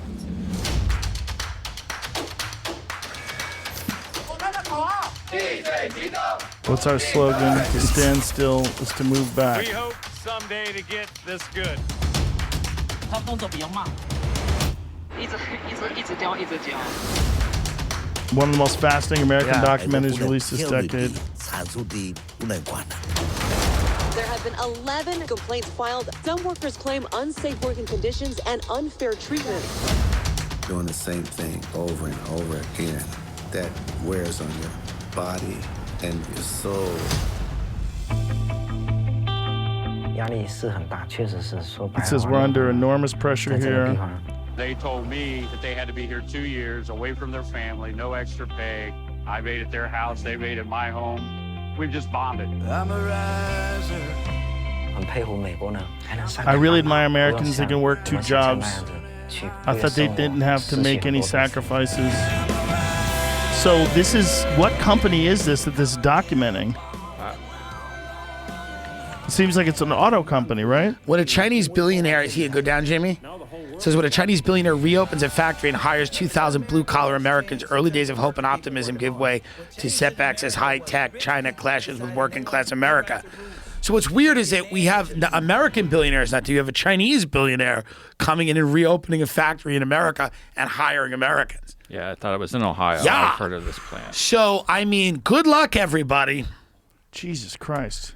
Oh, it is Ohio. It's Ohio. Enough already, Jamie. We get Jamie it. It's the loves most Ohio. important state in America. He gets very excited when you talk about Ohio. All he cares about is Ohio. It's a dump. He doesn't want to move back there. I'm Notice kidding. that? I do like it. Notice he doesn't want to move there? No, I mean, Ohio is, come on. I like it. Great audience. Great pizza. Stop. He keeps saying that they have the best pizza. He's mentally ill. I mean, That's they what have I'm good saying. ice cream. Grater's ice cream, New black York. raspberry is good. New York has the best pizza. New York. Are we in agreement? New York is the best pizza. And Connecticut's very good, too. Okay. New York and Do you Connecticut. think Ohio East can Coast. fuck with New York when it comes to pizza? Yeah. Yeah, that's not good. You should go to a doctor. I will say the one thing about Austin, the barbecue here is you can't get better barbecue in America. And I've been to Kansas City and I've been to all these places. It's not possible. It's the one thing in terms of food that there's no better barbecue than Austin barbecue. No better. It's really amazing. Terry Black's, Franklin. How do you get better? Yeah. It's La Barbecue. La Barbecue, amazing. Very good. They're all good. Yeah. You just get different. You don't get better. Yeah, it's true. It's Yeah. very good. I will say that I went to Kansas City, I went to all these places, and I went, not impressed. Yeah, I mean, they have good barbecue in other places, but I think this is the best. This is the best. Yeah. The food here is fucking insane. There is some good food here. Sure, There's for a lot of good food here. They have absolutely the best sushi place on earth here. Have you been to Sushi Bar ATX? No, because you mentioned it, and now it's a 4-year wait. Well, why don't you call your friend Joe and I'll get you hooked up? I like how he goes, have you been there? I'm like, no, I've tried to go. There's Why didn't 19 you ask years. me? Why didn't you ask me? I should ask you. Yeah. I don't want to bother you. You don't have to bother me. You're my friend, Tim. I know, but it's I funny like when you it say that. go. He's like, have you been there? I'm like, no one can go anymore. Well. It's just you and Elon Musk in a spaceship landing, and they give you a spicy tuna roll, and then you go back up. You know? Did you see where they were trying to shame Elon for living in a nice house that's not even his? Have you seen this article? Yeah, I mean, it's silly, but I Have you think seen it, Elon Jamie? doesn't he like this? No, he doesn't. He doesn't like I was this? texting with him about this. Doesn't he go on Twitter all the time He for does. this reason? Well, he likes to fuck with people. I think he likes this. in that way, but he And the house is not that nice, by the way. With all due respect, it's fine. It's fine. Well, here's the thing. He could buy 150 of those. Elon Perhaps. Musk says he lives in a $50,000 tiny house. Is he actually living at his friend's Austin mansion? Listen, I know for a fact he doesn't live there. He stayed there for a while when he first came to Austin. Right. He does not live there. That's and not only that, even if he did, it's not even his house. Right. So you're giving the richest guy on planet Earth a hard time. Right. Because he might have stayed in a nice house that wasn't his. Stupid. It's stupid. But it's so crazy. Like, It's what do silly. you want him to do with that money? He's literally the richest guy in the world. Yeah. So what do you want him to do? Do you think he shouldn't live in a nice house on Austin? On Lake Austin? I don't think that, but I think people we're at a point now where there's such a vast chasm between people that have a lot of money and the people of nothing, right? Right. And he's become kind of a symbol of that. So is Bezos, because they're literally now flying rockets into space. Yeah. So all the while you have all of these other problems and all of these other issues. So, obviously people are going to, and I think he likes the attention. This is not a guy that doesn't want to be famous. He loves fame, 100%. You don't agree? I don't know if he loves it. I think it comes with the job, and I don't think he minds it. Oh, I think he quite enjoys it. I mean, he seems to have he fun. pursues it? He definitely has I fun, think he but he pursues has it. fun with a lot of things. Is Warren Buffett tweeting every day like this? No, but Warren Buffett is not also inventing 50 different things at the same time. He's a multi-billionaire. I mean, He is, but he's an investor. Sure. Elon Musk is digging tunnels under cities and shooting rockets into Where are the space and tunnels? revolutionizing Yeah, electric but cars. where are the tunnels? Well, there's one from Vegas to LA. Have you seen it? I've not seen it, and we don't need one. That tunnel should collapse with everyone going from Vegas to fucking LA. That tunnel should collapse. I think he likes it. I think he likes being kind of the bad boy Jetsons. He's like a Jetsons Did I character. tell you about when I went to Vegas with Whitney and we got stranded there and we had to drive all the way back? And First of all, why did you got in a plane with Whitney? Yeah, it's a good time. No, you wouldn't do it. Her energy is so bad that I would think all the engines would fail. Like I love Whitney, but I'm just when I'm around her, I'm terrified that I got a video that we have to play on the podcast because it's so extraordinary. But it is. What was she doing in Vegas? She had a gig. And so I introduced her at the gig. What is she doing with these gigs? Doesn't she have enough money? She doesn't have enough money. She has wants more tens money. of millions of dollars. She wants more. So weird. That's not how I feel. She does these weird gigs. I'm like, why don't you just relax? I would do those weird gigs too. No, not. I mean, this is crazy. No. It's a good move. Here, Jamie, I'm going to send. It's a good move. Yeah. I'm going to send you this. So we're at Andrew Schultz's wedding. Yes. And, thanks for the invite. I'm kidding. Listen, it's not my wedding. No, nobody you can come to my wedding. No, none of us comedians got invited, but that's okay. Is it getting to you, Jamie? It says. Oh, there you go. Okay. Hold on. It went away. Okay, hold on. How was the food at the wedding? It looked a beautiful wedding. It was actually sushi bar. Oh, that's cool. Sushi bar is a Montecito spot. That's kind of cool. Fantastic sushi. It really did look like a beautiful wedding, and I'm very happy for him. Is it coming through, Jamie? It says sending. There you go. Okay. It was awesome. Yeah, so it looked cool. We got a little lit.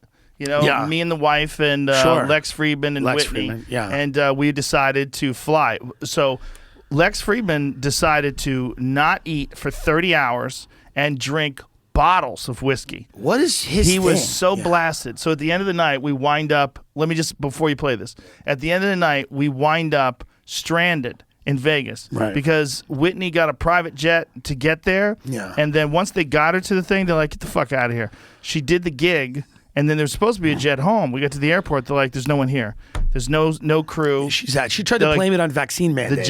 The jet's broken. She's like, "Well, nobody wants to fly because of the vax." I'm like, "You just probably didn't book." It's the jankiest jet. Yeah, you ever. didn't book an actual thing. Yeah, wheels up. So take a look at this. We'll play this. Oh, hello. I've been out here in Vegas. I went to Andrew Schultz's wedding, and Whitney Cummings, and my wife, and Lex Friedman. And then we went to Vegas, and Lex. Oh my God. Got a little drunk. He looks like he just got the booster. Now, I'm not drunk. I'm wide awake, and I'm drinking coffee, but... This is at 2 a.m, by the way.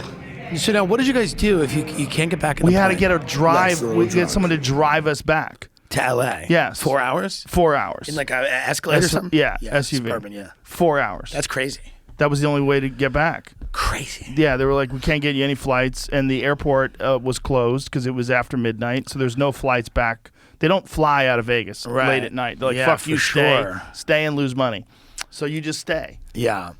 Interesting. Did you, when you were in California, did you miss it a little? No. None. Montecito's gorgeous, though. It's beautiful. It's gorgeous. You didn't miss it a little bit? Nope. No, the You traffic's... didn't want to... You didn't think about how fun it would be to have a home invasion? You'd kill that guy. That old bitch got shot, Joe. You would kill that guy. Think I don't about want to kill it. anybody, Tim. I understand that, but you can. That old bitch wasn't ready. You're ready. You think I'm ready? You're ready. Thank you. I'm just saying. Well, I went to California. Yeah. Did a little shooting. Bang, bang, Yes. bang. Went to Terran Tactical. Got some training in.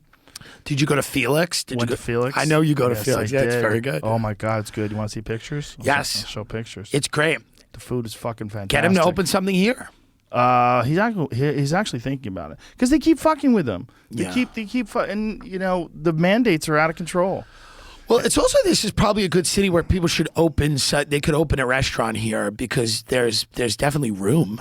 Yeah, You know, there's room, and then There's room. especially if you did it like on 6th Street, Sure. there's so much fucking open real estate. Yeah. So much available stuff. Grab some. And it's got a great food culture. Like there's so many people that People like to go eat. They like try to to get eat. into Red Ash out here too. It's hard, yeah. It's fucking hard. Yeah, hard, there's a lot of and then they have Jade Carver's, his new place. Yeah. There's a lot of great fucking restaurants out here, man. Yeah. Jeffrey's, have you been to Jeffrey's I yet? haven't been to Jeffrey's. Sensational. I think there's a lot of room too, though, for people that are trying to open stuff up if they can do it, and they have like a name in LA. If they come out here and as the city grows, their restaurant will grow.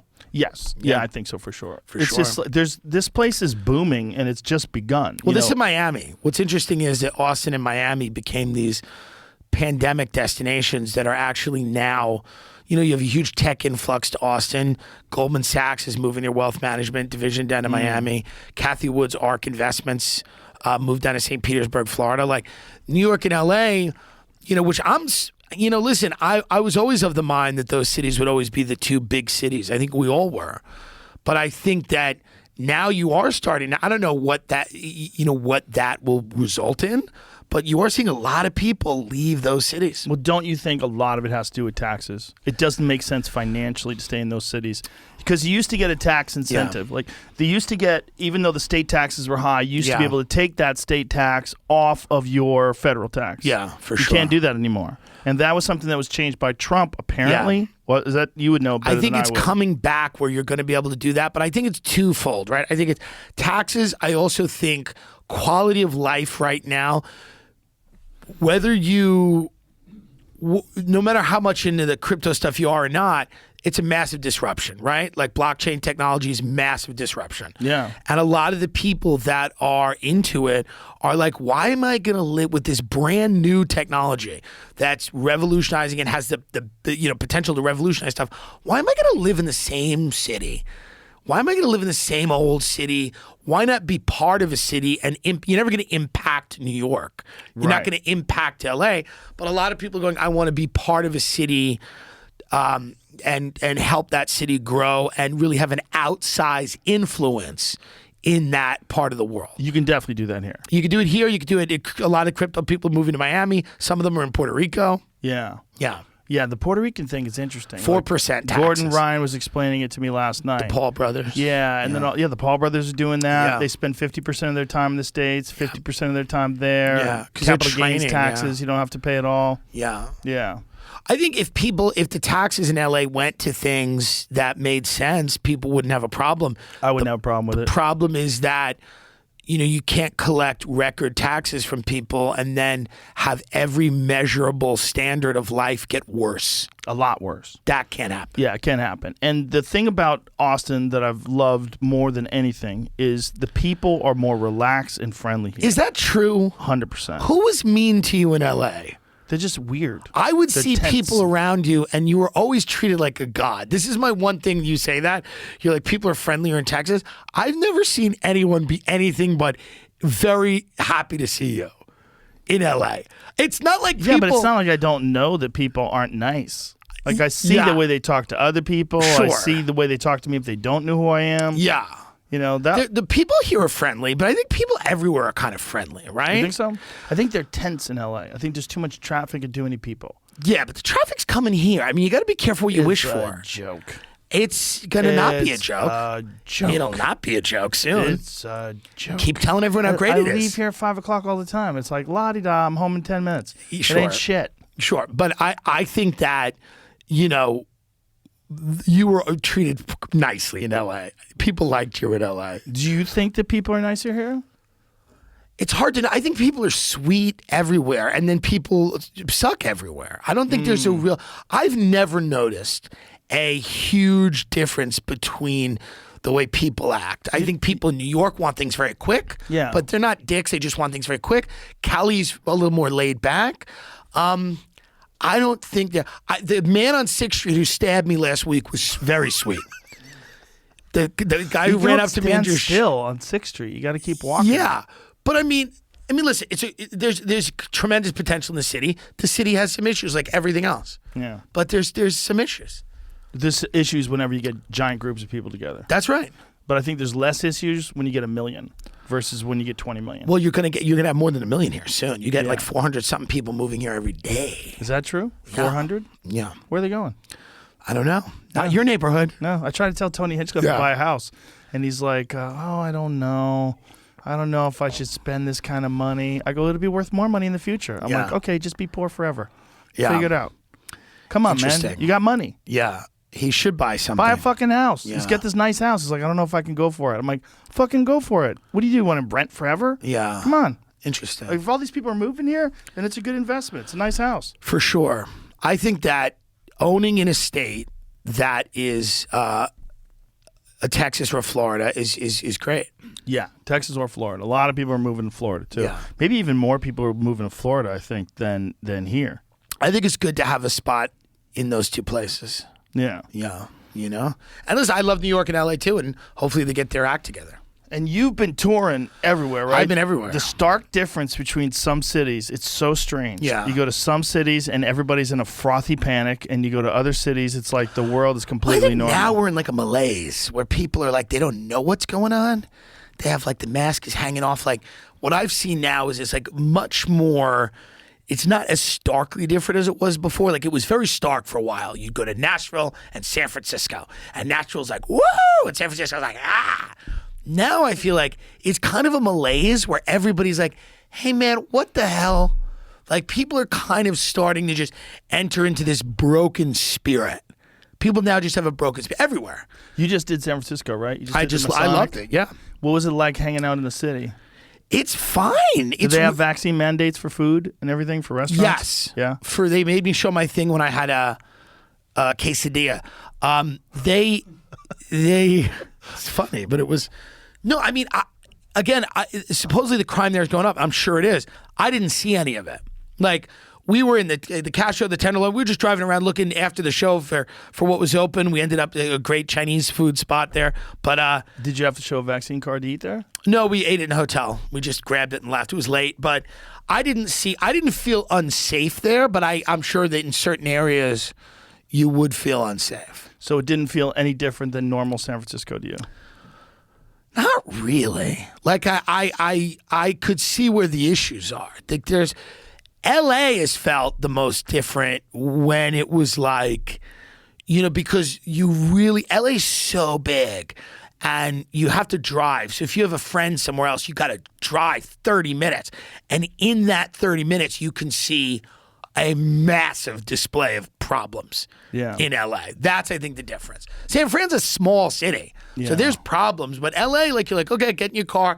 And like 5 minutes in, you're like, Jesus. You're like, that seems to be where I've noticed the stark differences the most. But supposedly they've cleaned up Venice. They're cleaning things up. What, the beach? The encampments and stuff. Really? Yeah. Interesting. Oh, I was yeah. just there. No, people can't do it. People have had enough. Yeah, they have had enough, but just like, how long does that last? Like, how much change can they do? And like, what's the timeline before things get back to like 2018 levels? What's the timeline? Is it 10 years?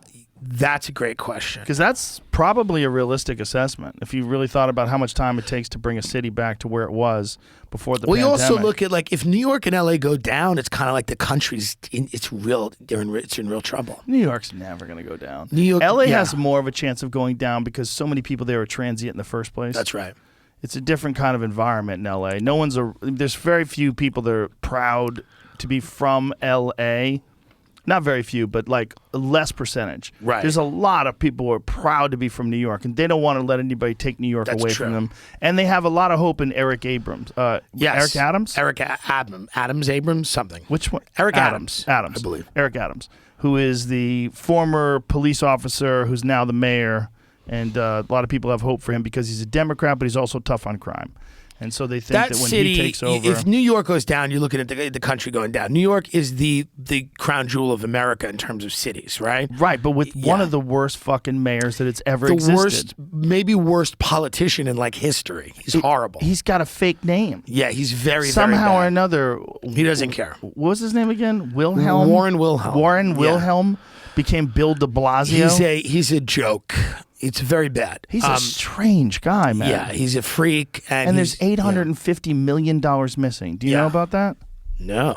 His wife had some mental health initiative, and they raised $850 million it's unaccounted for.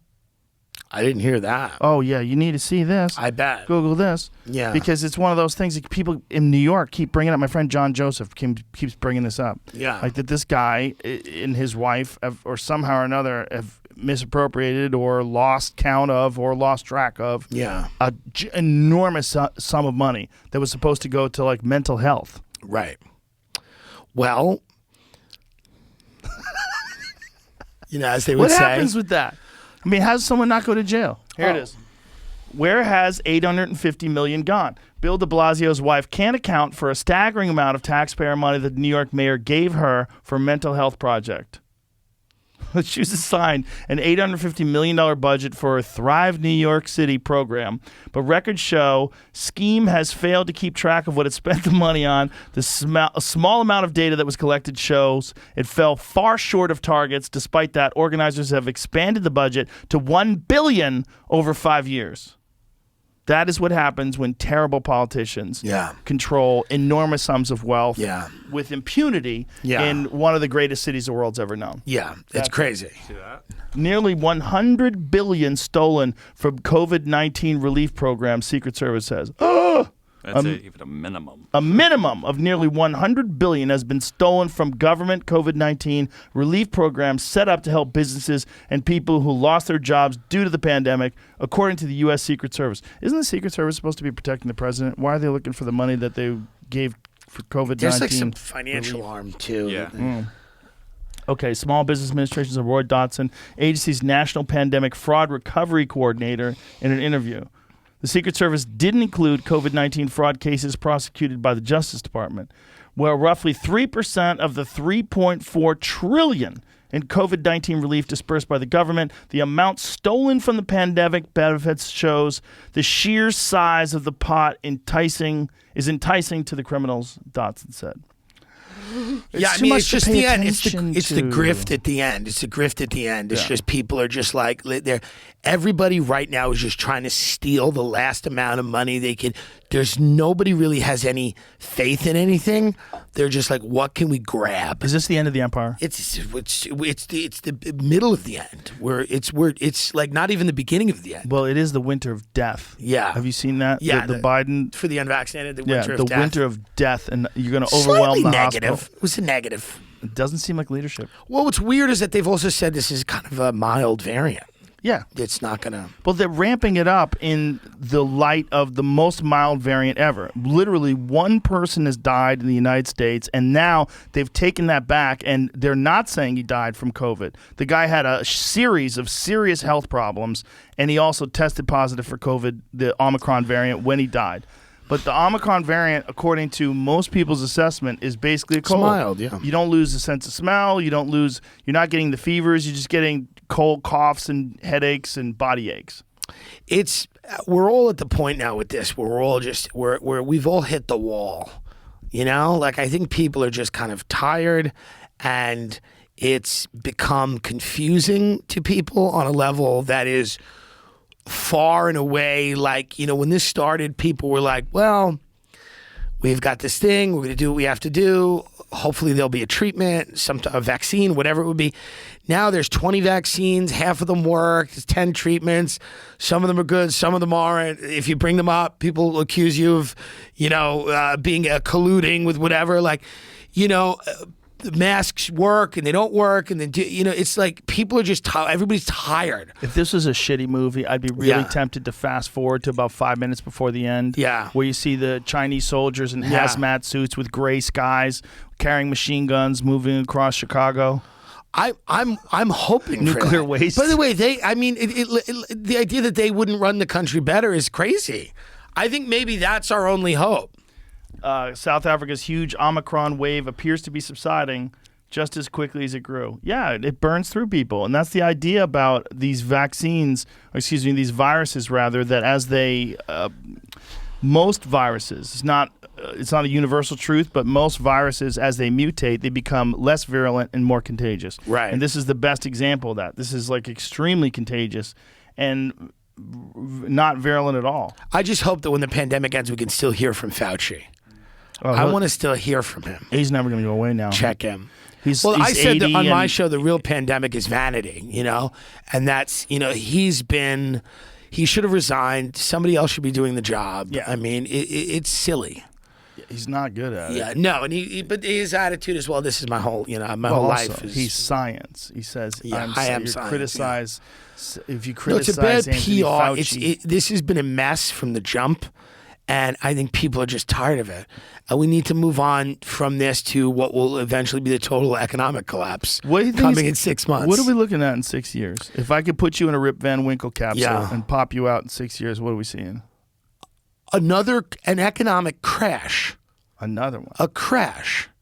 Like a serious haircut. Is there a bubble that needs to burst? I don't know. You tell me. There's people selling pictures of dogs to each other for $80 million online.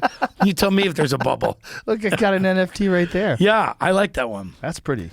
That makes sense. The Beeple stuff makes sense to me. I think the NFT technology is great, and I think that a lot of it's going to really be 100% the way digital art and digital real estate and stuff. But, there's a bubble. Our interest rates have been artificially low forever. You can get a 30-year mortgage right now, sub 3, which is great. Sub 3 and a non-adjustable? Non-adjustable. Well, you could a fixed rate might be in the low 3s, but I mean, it's crazy the amount of free money that's out there right now. You have that coupled with the fact that we are in how many? What's the national debt number now? 20 trillion. I mean, it's silly. How 80% of dollars in circulation were printed in like the last 24 months or something. There's some crazy statistic like that. Yeah. What? Oh, yeah. 80%? Something very high. Jamie can tell you. And so this is to deal with the inflation because all of COVID. It, yeah. So in terms of when is all of that going to self-correct and how much blood is in the water and how painful that is? Yeah. For sure. I mean, there's no way we get out of this without a real issue. So do you think that manufacturing has to come back to America? That'll never happen. Never? Never. I don't think you're going to see large-scale manufacturing in this country ever again. Really? Yeah. Do you think it's because of the environmental impact of large-scale manufacturing, I think or it's the financial, or the that, both? and there's just labor costs are going to go where labor jobs go where the costs are lower, and they'll never be lower here. But I think we need another. Yeah, 40% of U.S. dollars in existence were printed in the last 12 months. Jesus Christ! So I mean, that's a problem. That's But that's why yeah. Is America repeating the same mistake of 1921 Weimar Germany? Yeah, Weimar Germany, bad. So in terms of what's going to happen in the next 6 years, I mean, there's probably no way we avoid, there's going to be a crash. China and Russia must be sitting back licking their chops right now, just going, look at this. Time is now. Well, that's why we need to go. That's why we need another scam. And the NFT thing's big, and we need it. Look at the national debt. Look at it run. We need crypto. We need Bitcoin. We need Ethereum. We need you to back a coin and stop sitting on the sidelines and actually get in and back a coin. Do you want to save the economy or not? I don't know if there's too many coins. What if? How do you know? Like, who's you need a coin, then you what? let everyone buy your merch with that coin. Oh, fuck that. Buy tickets to your shows with that coin. Nonsense. You have to believe. Why? Because if you don't believe in your own coin, why am I going to believe it? I'd rather stay in the Ponzi scheme forever and ever and ever. No. We need a decentralized financial instrument. Okay. How do we do that? Well, we have Which one do you back? Well, I have a Bitcoin. I have 1 Bitcoin and I have 5 Ethereum. I'm a huge player in the crypto market. I'm very big. What about Dogecoin? I don't have any Dogecoin. But it's right there. Yeah. Look at the little cute fellow. Yeah, that is kind of cute. That's it, NFT That's you a got? Giga Chad. How much is that? How much does it cost? We don't know. It was free. It was a gift. It only costs what people are willing to spend.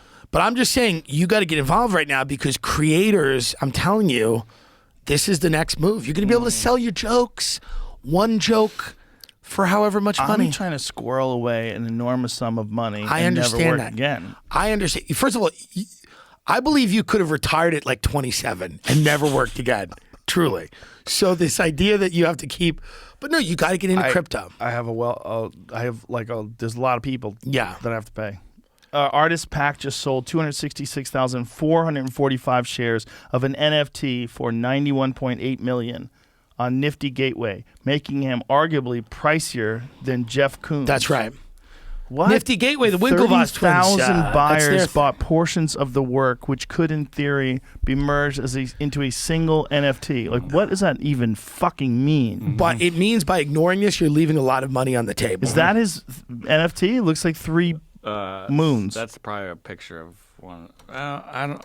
To be honest, that's his NFT. It gets real complicated, but yeah, you still if you bought, there's 30,000 available. If you bought 10 of them, you could merge those all together and make a new one. But here's my thought. Can that guy just take that money now? Oh yeah, and that's his money. Yep. And he's got 91 million real American dollars. More than that. Really? Yeah, I believe he's sold over 300 million in the last 2 years in NFTs. Jesus Christ! And then Remember he gets being an artist, you were guguaranteed to be poor. Now all you have to do is sell digital NFTs. ownership. Digital ownership is going to allow artists to make money. It's true. They're going to be the most wealthy people. That might be a good thing. They're not going to be the most wealthy people, but they're Who's going to be the most wealthy? The same people that are always the most wealthy, you know? Well, maybe these fucks will get into NFTs. Well, if I'm just saying you're missing an opportunity that interesting. You got to get involved. Which I do. I would immediately come up, have a few meetings with people. And make a coin? Make a coin. Come up with a cryptocurrency that functions in the Rogan universe for your merch, your tickets, everything. Do people do that? Is it like Motley Crue coin? That's right. You need to have a digital currency that you allow your fans to buy all of your stuff with. And then that only works with me and my stuff. That's right. Ooh. Or someone else could adopt it. Or someone else could Rogan adopt coin. it. And now, if the Rogan coin works out, well, then maybe a lot of the comedians in your orbit start going, well, that's a very effective way to do it.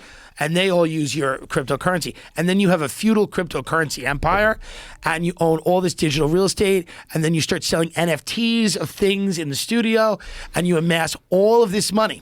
Do you want to manage this fund? I would like to get involved. And I've met some very respectable, upstanding people in Miami that want to get involved immediately. How much coke are they on? They're alert. It's not Adderall. It's not even Coke anymore. It's Adderall and Vyvanse. Yeah? What's Yes. Vyvanse? I don't know. Something where you chew your tongue. It's like an Adderall. It's like a slow-release Adderall. If you want to manage this, I will give I'm you gonna a do a hefty movie funded section in of the crypto. price. Really? I'm meeting right now with people to fund a movie in crypto, a comedy movie, because the studio system sucks. Yeah. Nothing has been made that's funny. Respect to Black Bar Mitzvah with Tiffany Haddish and Billy Crystal. Haven't seen it. Sure, it's amazing. But everything else is bad. I think that's the title of the movie. So I'm talking to people about funding a movie in crypto and letting people buy it with crypto. Why not? People want to see funny stuff. You can easily fund a movie in crypto. And people can buy it using a digital wallet. Why not? Because the studio system, traditional Hollywood, all that stuff sucks right now. And, you know, this is the way things are going to get made right now. Artists and creators that are not paying attention to this stuff, we can joke around about it, make fun of it, because a lot of it's crazy, right? It's like anything else. A lot of it is crazy and silly. It's overvalued. There's bad actors in it, of course. Right. That being said, blockchain technology is not going away. And I think it will eventually revolutionize how people can make things, fund things. All of the changes that allow people to crowdsource or crowdfund their own projects, I think with crypto, it becomes even more powerful and transformative. So with crypto, when you say you're going to fund a movie with crypto, do you have specific coins in mind? Are you going to create a coin to fund this? You could do it a million different ways. I think I'm talking to people right now about the best way to do it. And I think that you want to do it in a way that, you want to do it, make a really great movie, and then you want the process to be repeatable. So you want it to be a process that you can do again. So you want to do it the right way. When I talk to people that want to talk to me about crypto, it's exhausting. I feel like they're stealing my air.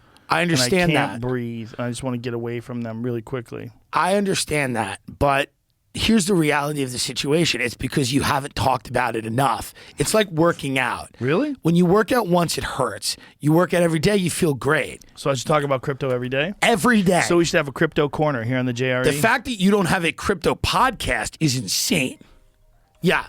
You have to have, this is probably one of the crypto people right now. They're hearing you. From Miami, calling, saying, thank God.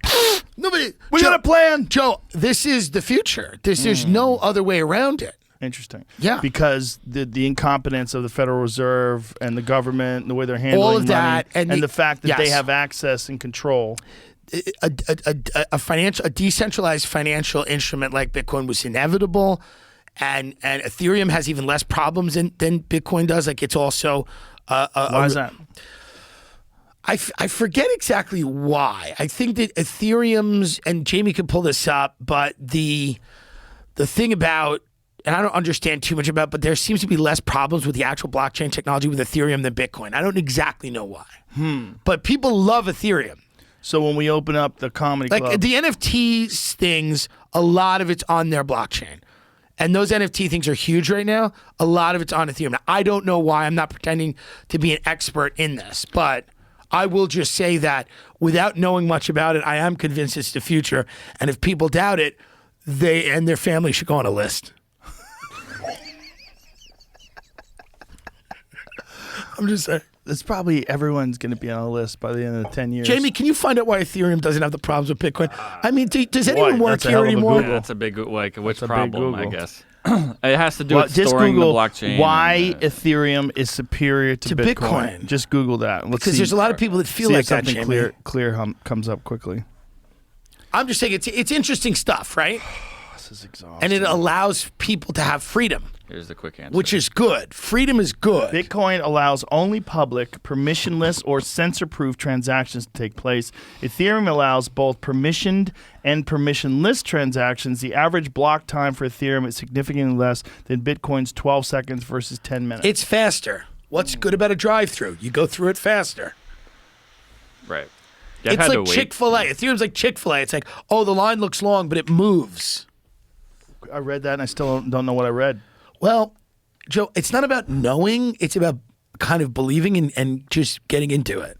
You got to get into it. You gotta believe. You're too much of a stickler on like, what's the actual thing? Right. It's like, let's just dive in.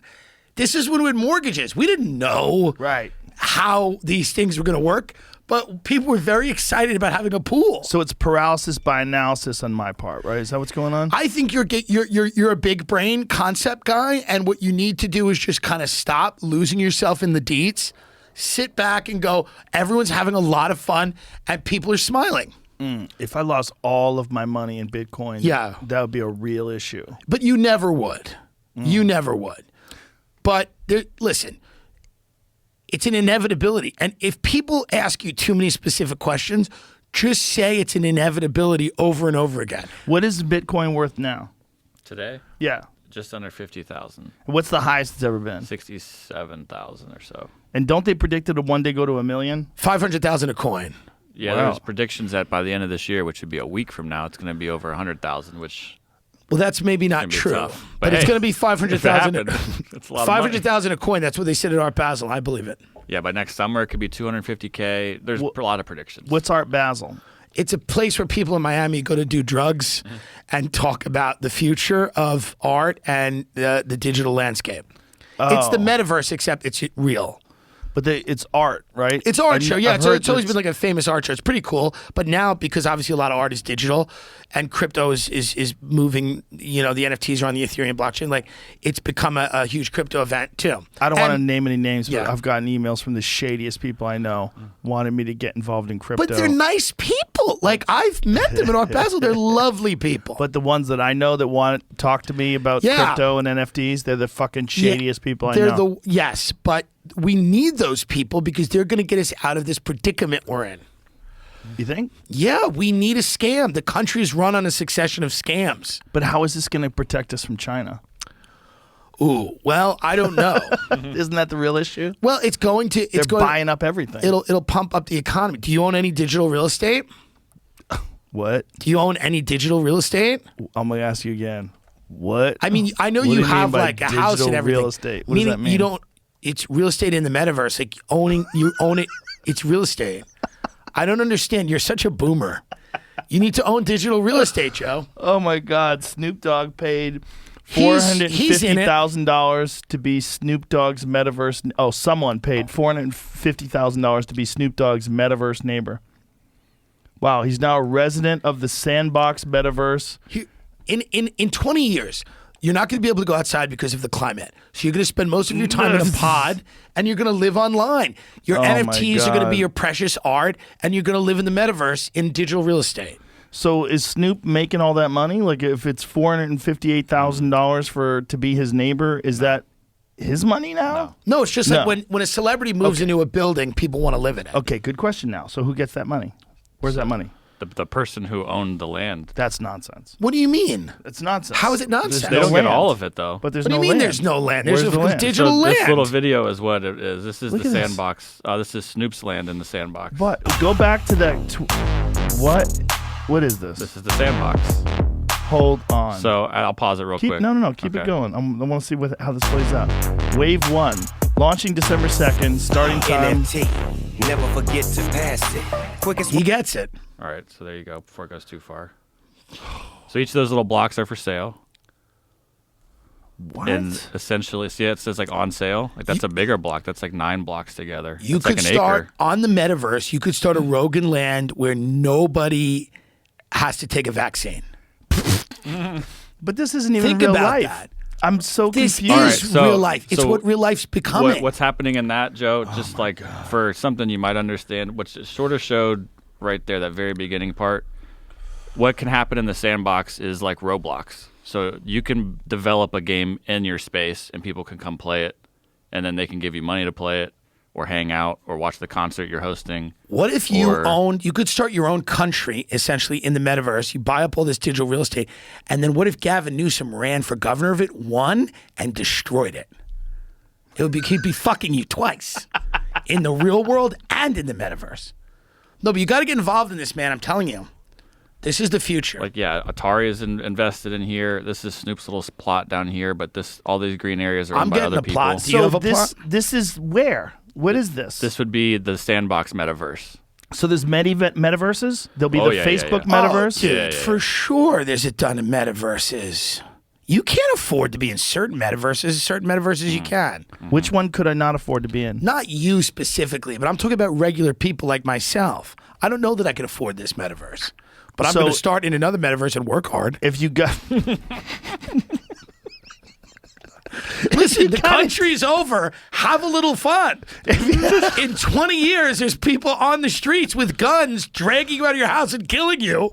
You might as well have a little fun. Do you feel more freedom when you do your wild rants with aviator sunglasses on? Yeah, well, you know what it was? We're doing it because the lights were burning my eyes. We had this little studio, but now the studio's bigger, so I don't wear them as much. I feel like there's something about you wearing them that makes it more fun. I like them with the hat. Like, I think it's fun, yeah. You're freer. Yeah. Like you're protected. You can say wild shit and no one can see your pupils. Yeah, because it's not me.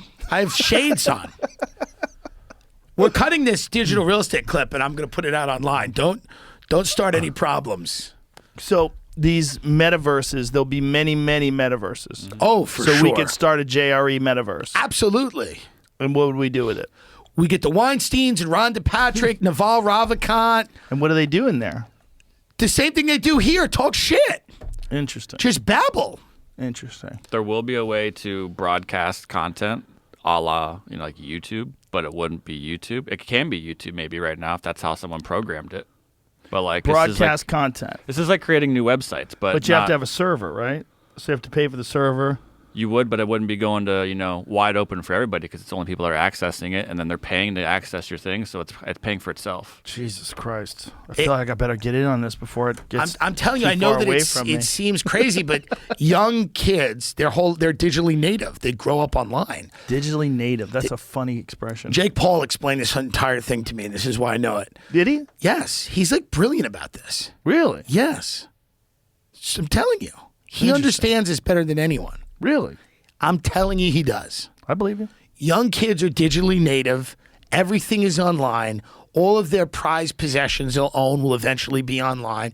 Their formative experiences are primarily online. Their friendships are online. They're kind of living online already. They just don't have an address. So digital real estate's like that next step of like, why not have a badass house? You can't afford a house now in America, and soon you won't be able to afford one in the metaverse. The metaverse is Austin 3 years ago. It's true. So the metaverse, when you get into these digital spaces, it'll be like an increasingly more sophisticated version of virtual reality. Like, that's right. As time goes on, it'll get better and better. That's right.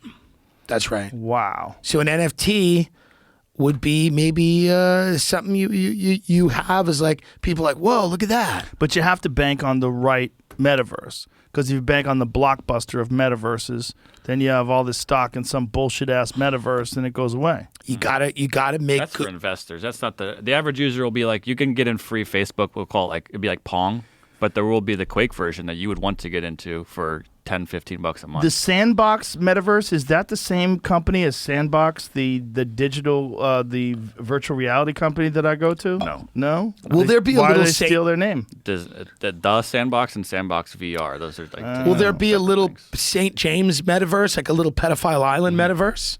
Probably. There has to be. St. James, is that where his Little St. island James? was? Yeah. Is that the name of his island? Yeah, Little St. James, like a little pedophile island metaverse. Is that island for sale?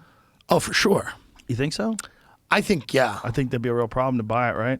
Like, nobody wants to buy his ranch, apparently. He has a giant ranch in New Mexico. And everybody's like, nah. That apartment in New York City. So, I mean, they got rid of that quick. They dumped that quick. Yeah, nobody gives a fuck. That's like American Psycho. That's remember? Remember when he... Yeah. Did you read the book? Yeah, it's great. It's like people just cleaning up bodies that he would leave behind. Yeah. And like, shut the fuck up. Yeah. We're trying to sell an apartment. I think that... I think it's all interesting, this stuff. It is definitely interesting because I didn't see it coming, so clearly I don't know what the fuck I'm talking about. And these guys, like that guy made $90 million, and Beeple made $100 million last year, and he's fucking balling out of control. Time to start going in that direction. My Beeple drives a Corolla. Yeah. He should get a fucking Rolls Royce, right? He should get... Well, what do you have to earn before you get a Rolls Royce? When do you step up? I won't get anything in the physical world until I've set myself up in the metaverse. Truly. I mean, I want a mansion in the metaverse. Who cares what anyone has in real life? Real life is a distraction at best. People are talking about traffic. Things are falling apart. The infrastructure is crumbling. The metaverse is perfect and serene. No more working out. Well, in the metaverse, you can work out. But it's not. There's no effort. It's not hard. What do you mean? You won't be struggling because you won't have real exercise. Struggle's where you find it. Yeah, but I mean, exercise, like heart rate increasing. All that stuff. Yeah. The metaverse will provide. So will you download your consciousness into a computer? Will you be an early adopter? 100%. Really? I think we got to start doing this very soon. What did Alex Jones say? The golden god. Get rid of your body for the golden silicon gods. Yeah, that's what he said. I anticipate one day visiting Tim. And Tim is 90 feet tall. He's wearing a golden crown. That's right. And a diaper. Yes. And you're sitting on a throne in your version of the metaverse. And I'm like, fuck, I should have listened to you. And you have from your mouth to God's ears. Piles of gold, like that dragon in Lord of the Rings. Smog. That's right. I'm telling you right now, you're at the tail end of the physical world mattering. What's this? This was an episode of Black Mirror that was like maybe season 1 or 2. It's called 15 Million Merits. But essentially, this kid wakes up in a room, all screens, and he spends his day riding a bicycle to earn, like they're on treadmills earning money so that they can do stuff in this fake world that they live in. And right now there's a push in games, a new level of games calling play to earn games, which you're going to be making money, most likely a cryptocurrency that you can then spend on, in theory, whatever. I mean, look at Minecraft. I mean, those kids play Minecraft all day. They've created these crazy, big, huge. I mean, they have millions of people watching them, and they've created these worlds. I mean, this is just. I used to dismiss gaming, but it's much more substantive than I had imagined. Have you started to come to this opinion about NFTs and this metaverse? Have you started to come to this slowly? Was there an awakening moment? Like what made you realize that this is the future? I think it's slowly, but I just believe, for example, I dismiss gaming as this adolescent thing, but it's truly not. And especially if you look at the movies and TV that we're making right now, the vast majority of it isn't checking the boxes that people want it to. And then you have these games where these crazy interactive games, these thriving communities that are built that are much more substantive than I have imagined, and they have drama and they have excitement and they have all these things, these story arcs and everything that are much more complex than I had initially imagined. I was overly dismissive of those online communities. I think in the same way that a lot of people are overly dismissive of what's going on right now. We're already doing it. That's the thing. We're already kind of living online. This is what I don't think people realize. I don't think it's this massive jump. I think it's going to be much more immersive, but I think we're already almost it. When's the last, most people are talking about things they see online. Most people are, that's driving the conversation. I don't think it's a far cry to suggest that, like, we're in a metaverse of sorts already. Well, something has to be done to stop online censorship. Maybe something decentralized and something that is controlled, in this way. Well, that's why you joined Morgan Wallen's metaverse. Who's? Morgan Wallen, the guy who screamed the N-word in his driveway, the country singer. Morgan Wallen? You don't know about this? No. This was a while Do you know who he is? You do? Of course. Yeah. But why'd he scream it? I think he was kidding. Oh.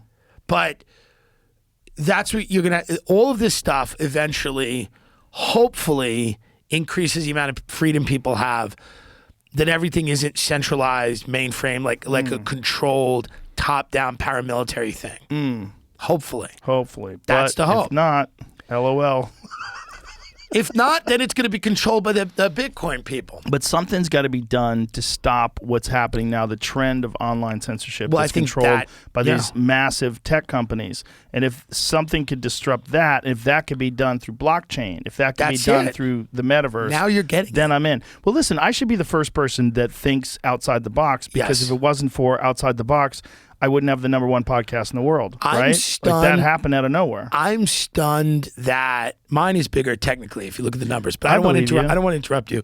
It is bigger.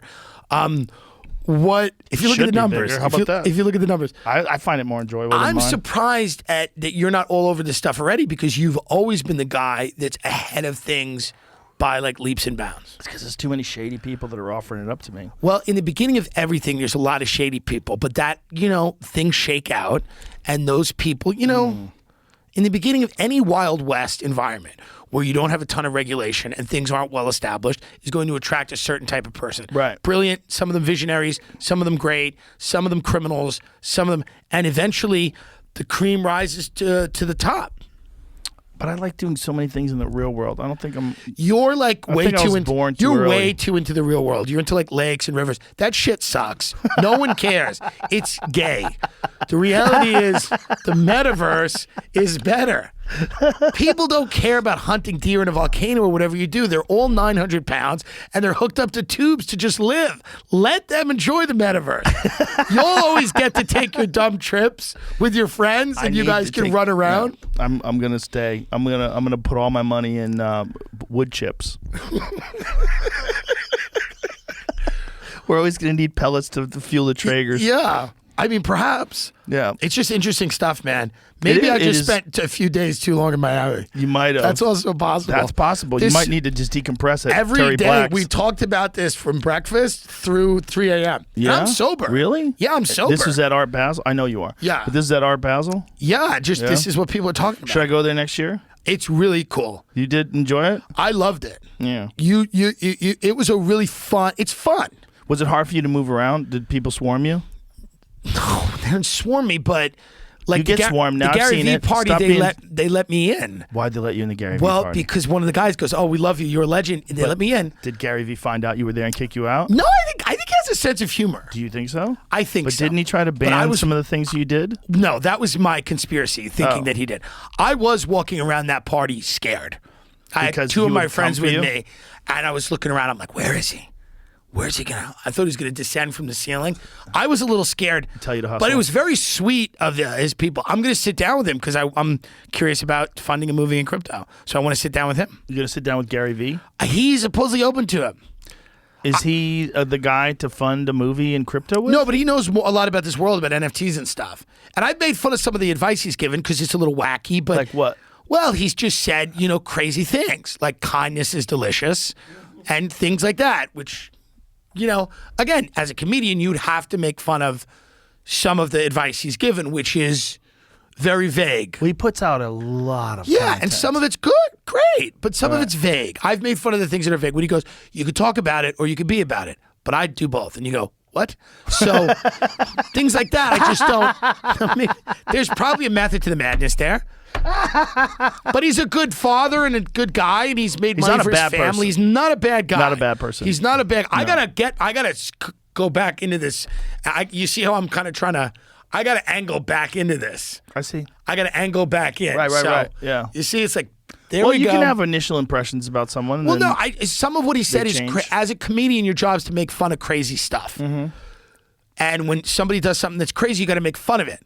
And, even this NFT stuff, I make fun of it because a lot of it's silly, but I do think that the world has to change. People have to stop going outside. Forever? For a while. Until what? Until they realize their needs are met on the metaverse. Ugh. Are we going to just become integrated? Is that the future? Well, that's your whole thing, right? You've always believed that. But I was hoping it would take a little longer. I know, but I'm ready now. The rest of us are ready now. I think we're going to be cyborgs for sure. But do you think this happens first and then the cyborg part? It's creepy and wild, but I do believe that this is, unfortunately, maybe or fortunately, this is the inevitable reality. Damn. I don't know how to deal with that. There's too much inertia moving it to that direction, Yeah. Young kids already are complete. Their formative experiences, the things they value, are online based. The interactions they have, the friendships they've built, the communities they're a part of, the information they get, the social arrangements they have. A lot of it is online. A lot of the prized possessions they will own are online. And that's where NFTs come in. It's not only digital art, but it's, it's kind of anything that the concept of digital ownership. It's just like you owning that cool crystal skull or, It's brass or, any of the things that you own that you go, this is a really cool thing that I own. People are going to do that online. I should be more open to this because obviously it's crazy that I'm even convincing you of this. You're not. Well, I'm just going along with it. As soon as I leave, I'm going to go, the fuck out of your mind. I'm telling you. Play with my dog. You said I was wrong about Clubhouse, and now it's the biggest app in the world. Yeah, you were definitely wrong about Clubhouse. I was wrong about Clubhouse. Tell me I was wrong about Clubhouse. I was wrong about Clubhouse. You Don't tell called that to Layla Lamar. Andrew Schultz and you called Clubhouse. Well, I was like, this is a bad podcast. It's that anybody horrible. can interrupt. Horrible. Yeah, it's a podcast. Somebody said it was a podcast with hecklers, and they were right. It's horrible. Well, once Brett Weinstein got kicked out of that room, and they kicked everybody out of that room that started it, and they started calling everybody racist, I was like, whoa. Yeah. Like, what is this? But I think these ideas have a lot more merit than an app, obviously. Like, I think this is just seemingly, Well, don't you think that Clubhouse was great for what it was at the time, which was like people got stuck. But people anyone you meet in pandemic. real life from Clubhouse, it's like terrifying. When you're like Layla Lamar, like she's like the queen of Clubhouse. I guess. Is she still on it? I don't know. I haven't been on it in months. If you go to Clubhouse now, are there people there? I was actually just, it's moved over to Twitter now, Twitter Spaces. Yeah, Clubhouse is like dead. They stole it? It's the same thing. It's the same thing. How's it the same thing? You talk on Twitter? You can just talk on Twitter. Wait a minute. On Twitter Spaces, you can have phone calls? You can do the thing, but no one cares anymore. Really? Yeah. So when did it move over to Twitter Spaces? But how many followers does Leia have on the Clubhouse? She was up to like a couple 100,000, right? That was like way bigger than any of our other platforms. She was in an NFT discussion. I just sort of checking it out to be like, is this exactly like Clubhouse? Right, maybe I'm wrong. It is bullshit. No. Will there be comedy?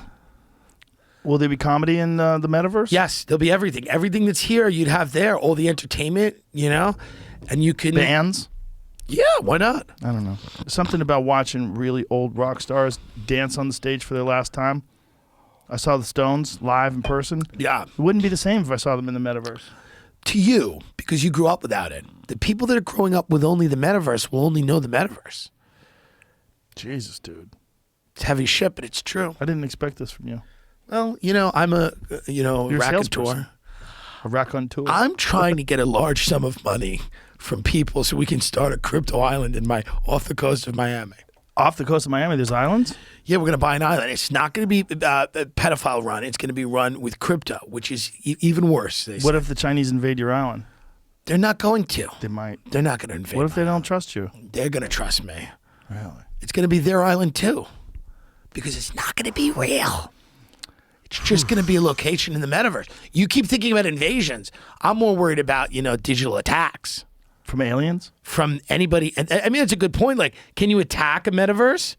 With like you must be able to if it's on a server somewhere. For sure. And that's more what I'd worry about. I'm worried about some crazy 13-year-old kid who's a super genius who's going to hack into it for a goof. Yeah. To impress his friends on TikTok. I'm just saying that I am all in on this. Jeez. I'm all in on this. She had 264,000. That's where she's at? Yeah. 9,000 on Twitter. Yeah, that's yeah. That's it. That's what I'm saying. That's it. You see the difference? But on her Twitter it says like X Clubhouse something. X Clubhouse? Well, She's no longer on Clubhouse? X Clubhouse icon. Oh, she's not a Clubhouse icon I anymore? tried to open up the app, and when you go to it, it says error loading stuff. So Oh, it's dead. It's pretty dead. Did Clubhouse die? Oh, it's dead. Really?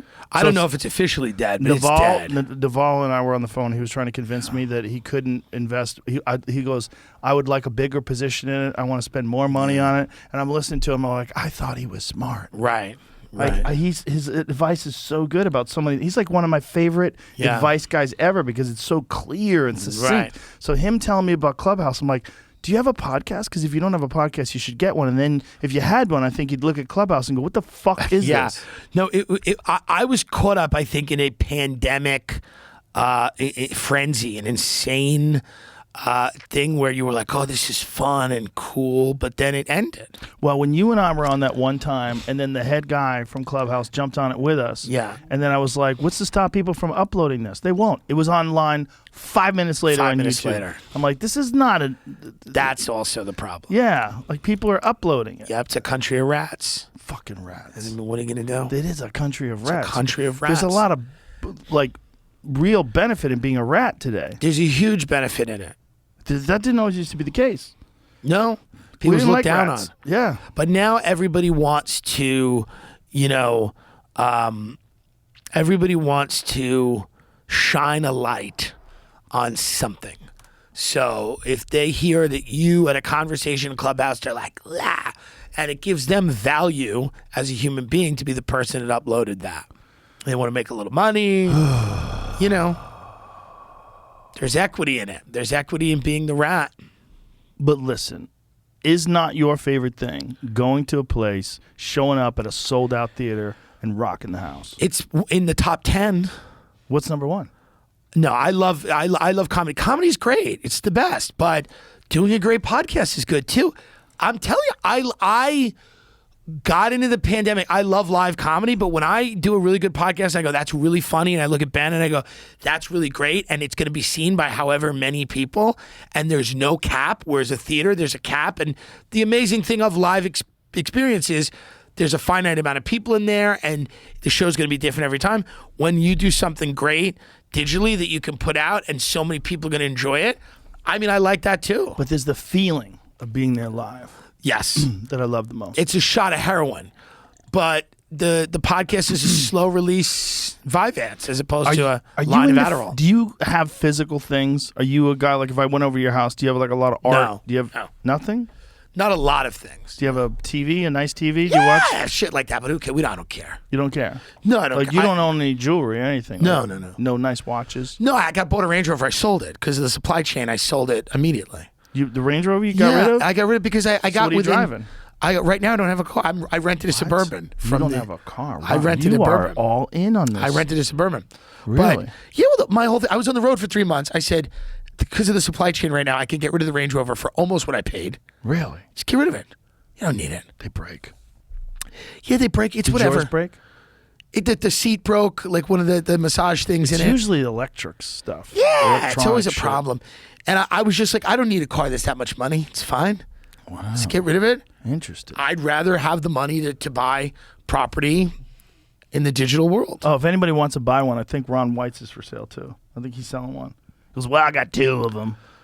I'm going to sell one. I like experiences more than things. Yes, that's why I like live comedy. Yeah, I like live comedy too. Yeah. But I think putting something out online and having people enjoy it from all over the world or whatever is cool. It is cool, but both are cool. Yeah. Yeah. Oh, they're both cool. Yeah. Yeah, for sure. I don't know. I see what you're saying. Yeah. But obviously I'm resisting it, whether it's logical or illogical. There's a part of me that's going, I don't like it. Yeah, I understand that you're an IRL guy and you're a real life guy. An IRL guy? Yeah, but the reality is the future is digital. And me and my friends in Miami are going to make a very good world. So you should just get involved now. Well, get in on the ground floor. Maybe I'll go with you 12 months from now. Come to I'll Art book Basel. some gigs around it. Book a gig. It'll be really fun. You can talk to all these people. What time is it? When was it? It was 3 weeks ago I went. December? Early December? Yeah, you stayed the Four Seasons down there. They got a great restaurant, and you go to all the things. Okay. It's fun. All right, well, what? In June, there's an Art Basel. June. Oh, there's another one? Well, weird. you know what you should come Where's to? You that should come one? to the crypto I think they're conference. all in Miami, I'm doing a comedy show at the crypto conference in Miami. I did a live podcast last year with the Winklevoss twins and Jake Paul. I'm doing a live comedy show there this year, plus a podcast. But So a live comedy show with people. Not yeah. in the No, metaverse. there's people. Yeah, the one in June's in Switzerland. Yeah, so. the December is the big one. December 1st. But you could come to that. I mean, we can't afford you. We were going to book people that we could afford, but Well, I don't have to get paid. I'll just show up. oh yeah. Well, you could do that. We're gonna go back. It's a lot of fun. And when you do your live show, Yeah. are you going to a theater? Like, what are you doing? Oh yeah, it's a convention center. Oh, okay. That's what we did the podcast last year.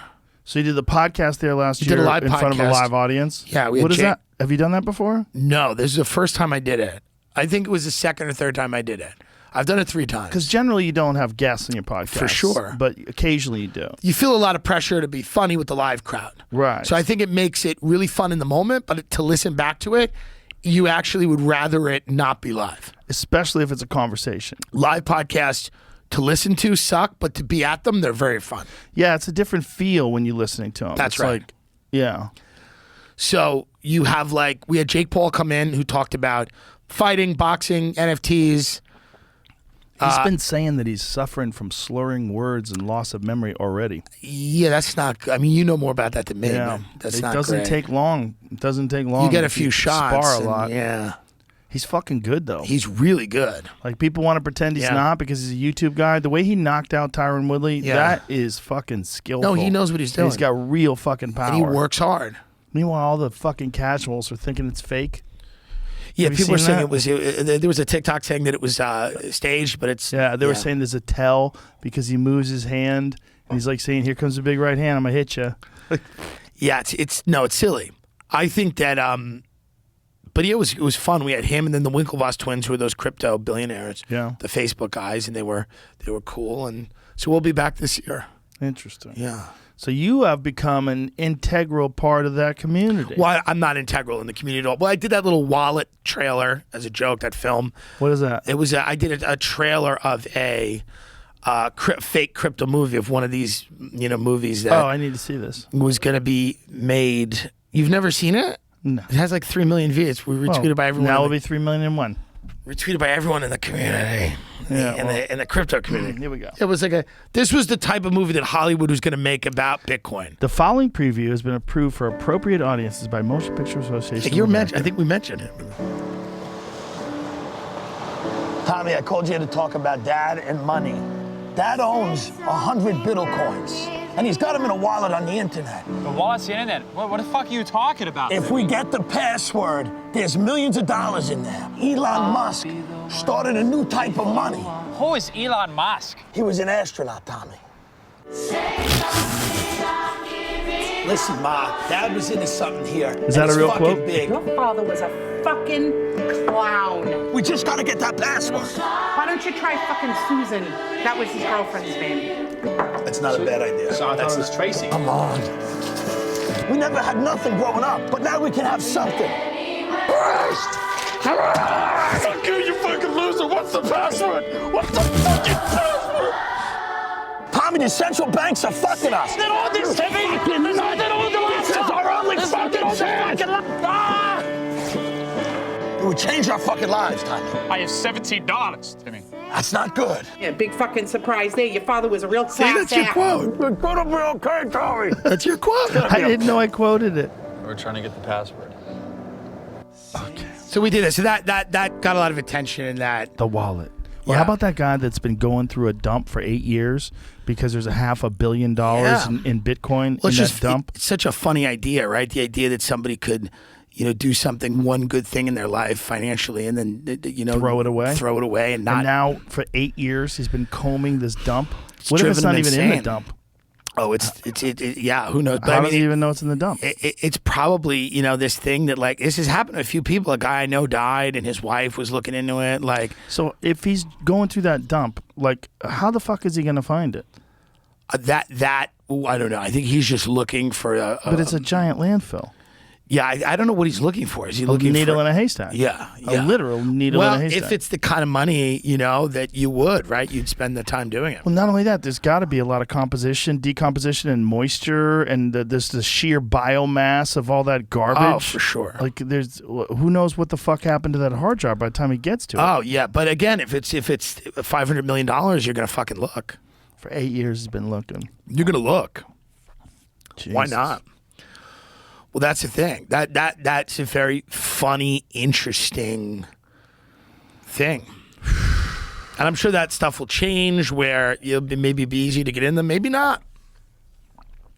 I don't know.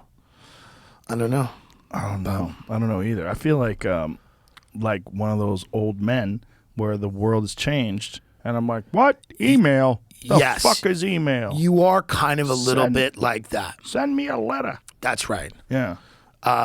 But you can change.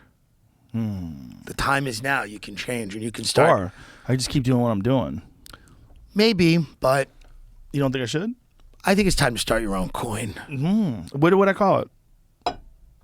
Rogue. JRE coin? Rogue coin? Yeah.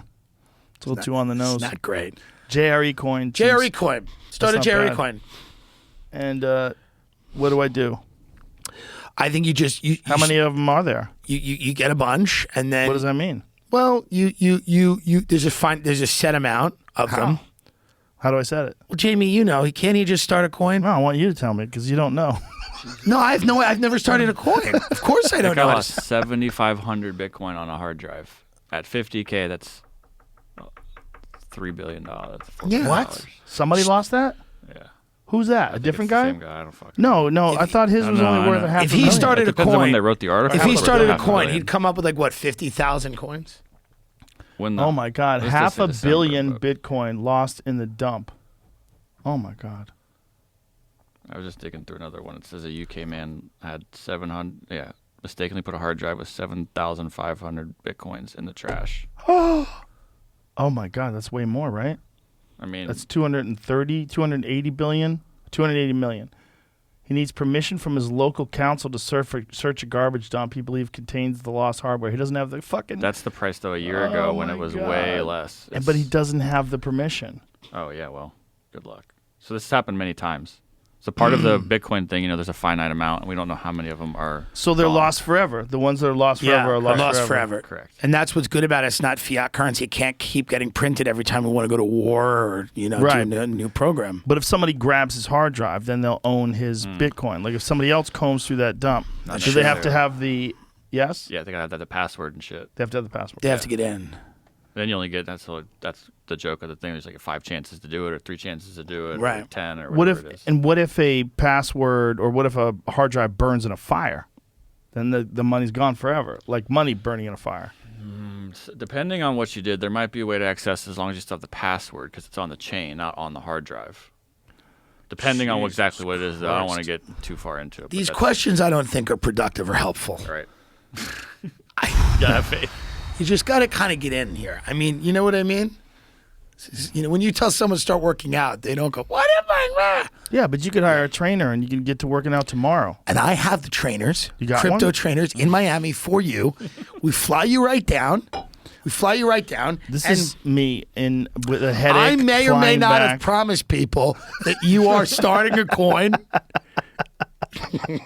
This is me flying back the same time next year going, fuck this. I'm buying a log cabin on the top of a mountain.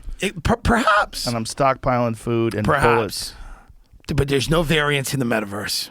Oh, but there's what no if you get variance. sick while you're in your fucking house? There's no Fauci in the metaverse. There's no everything. I'm telling you, no mandates in the metaverse, baby. Yeah.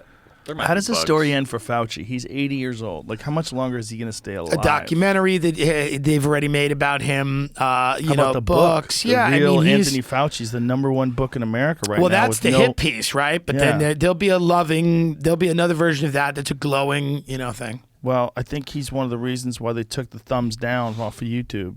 Which is hilarious. It will end for him hilarious? the way it ends for everyone who has a public profile, right? I mean, it's like no one cares. Well, anyone who's got a public profile that's in charge of the vaccines and public health and may have started up gain-of-function research that led to this whole for sure. Pandemic in the first place. His significance will be hotly debated, like in terms of like how good or bad he was. Yeah. People will debate that. There'll be the people that look at him like Jesus, and there'll be the people that say he's the devil. Yeah, but I'm saying, like, how does it end? Like this Robert Kennedy book is the #1 book in the country. I haven't read it. It's on Ben's. Somebody sent it to us, but I haven't read it. Ben has it in his house. But it's not on any New York Times bestseller list, right? No. Which is hilarious. I guess not. I don't know. Is it? What's the New York Times bestseller list? Like, if it's #1 on Amazon, right? That's what I heard. All right, it's the #1 book in the country. But is it on lists? Is it on the bestseller list? Or is it just #1? No clue. #1, but off the list? Like, it might be #1 on Amazon. Okay.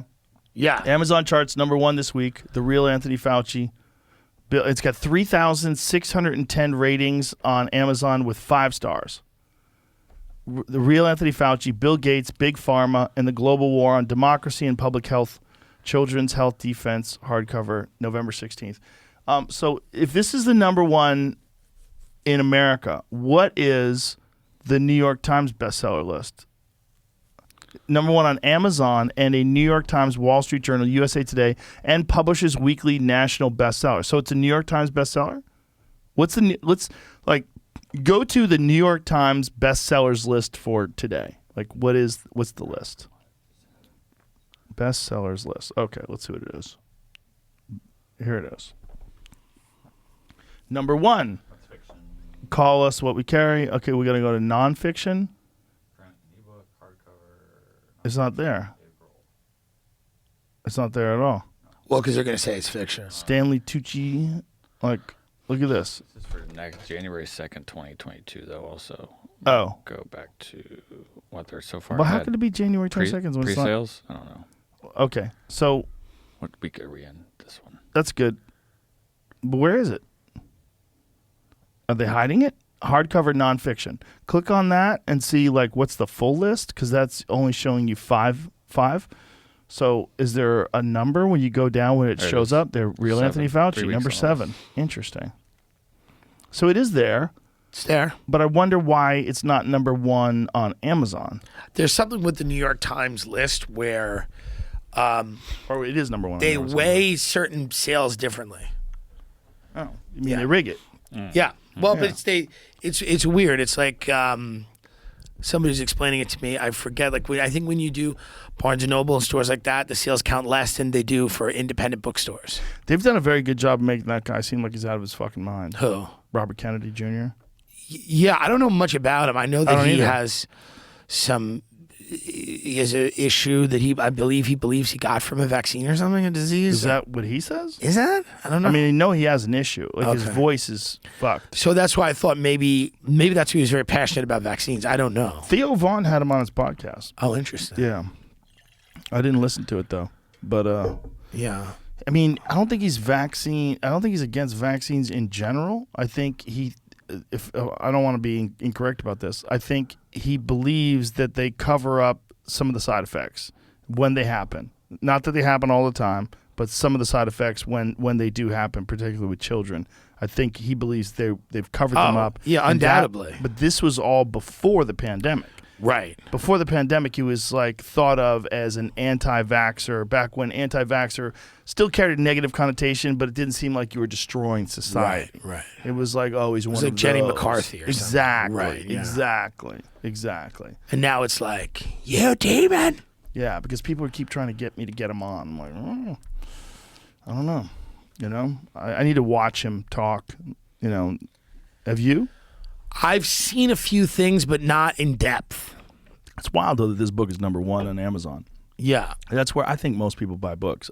I believe that more than I believe any sort of curated list. Oh yeah. Sort of like, you know, when you I do don't doubt it's a massive book. You ever do a Google search? Yeah. And then do a DuckDuckGo search, and you're like, huh. Yeah. Like DuckDuckGo doesn't curate, so you get all the relevant information. Sure. Whereas with Google, they hide shit from Well, they you. gatekeep.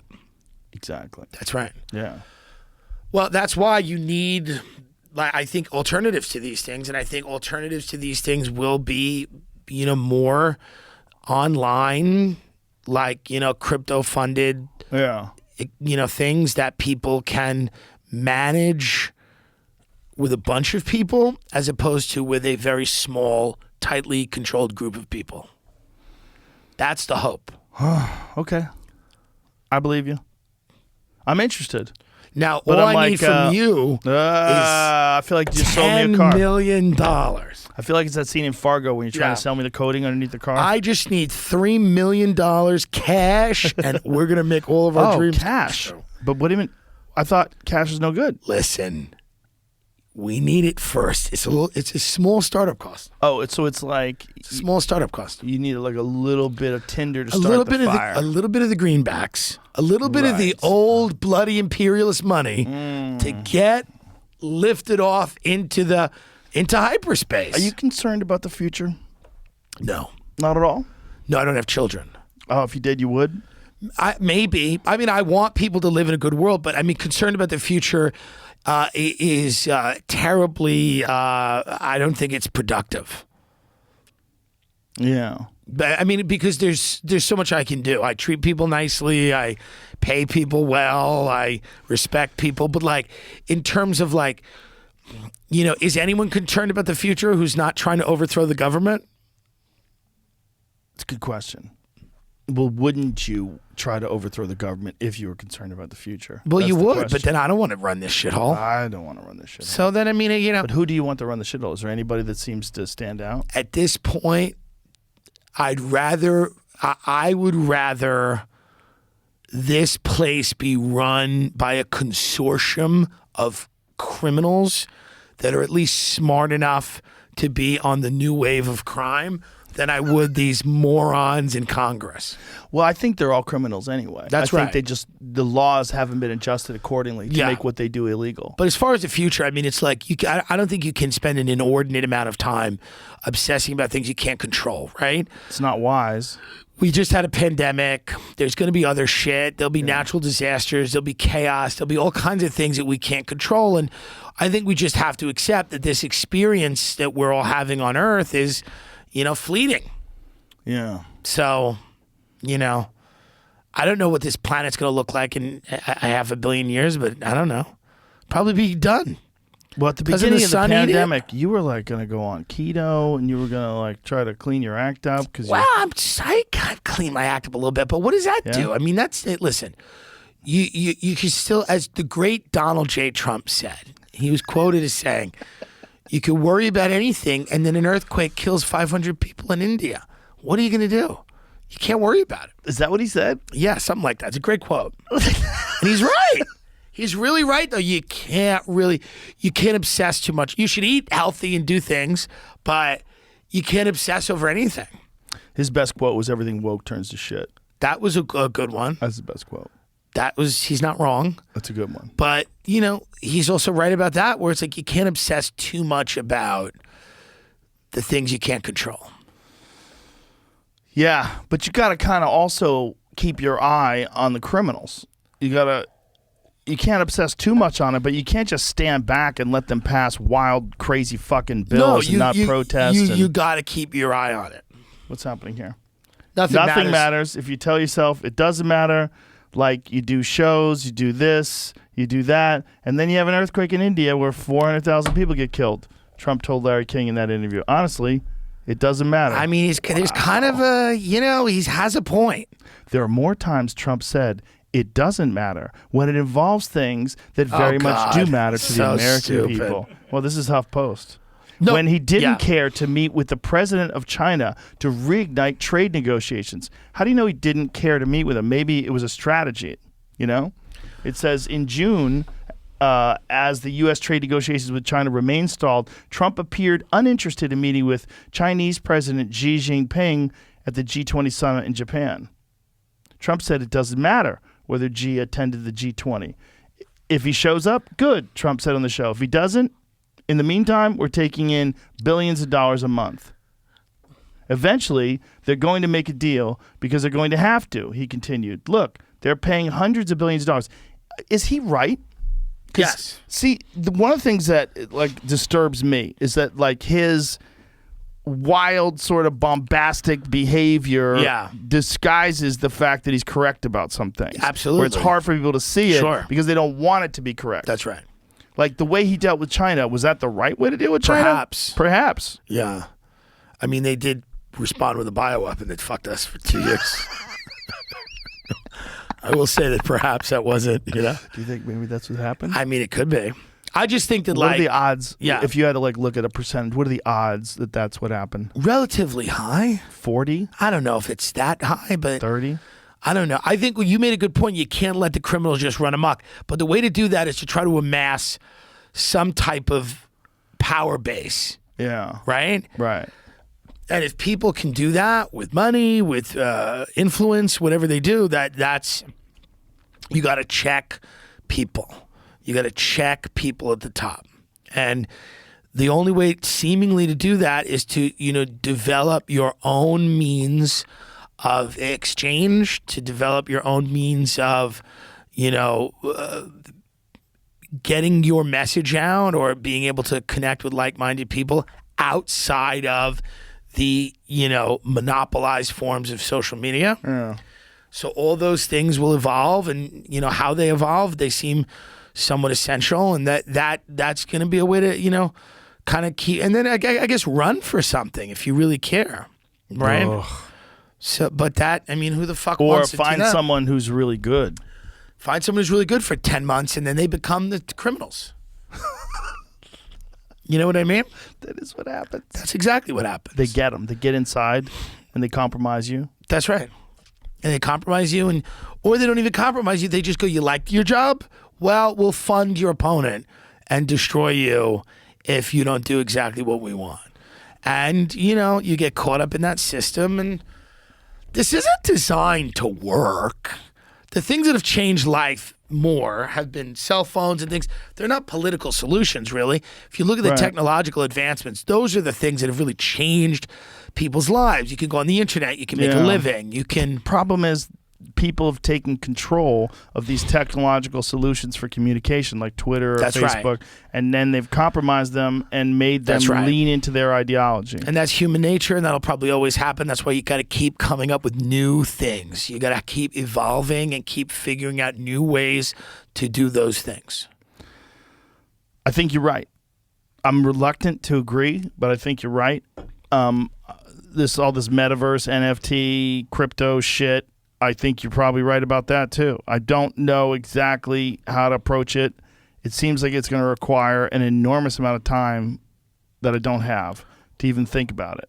Nor do I have the inclination to continue it after this conversation. After this conversation's over, we're going to go to the green room. I'm going to have a bag of chips, and I'm going to go, what the fuck? Here's have a cup of coffee. Here's the easiest way to do it right now. Connect me with your bank.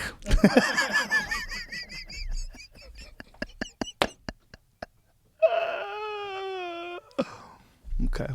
Tim Dillon, you're the shit. Thank you so much. You very much. Great to be here. Tell everybody where you're going to be. You're still touring, right?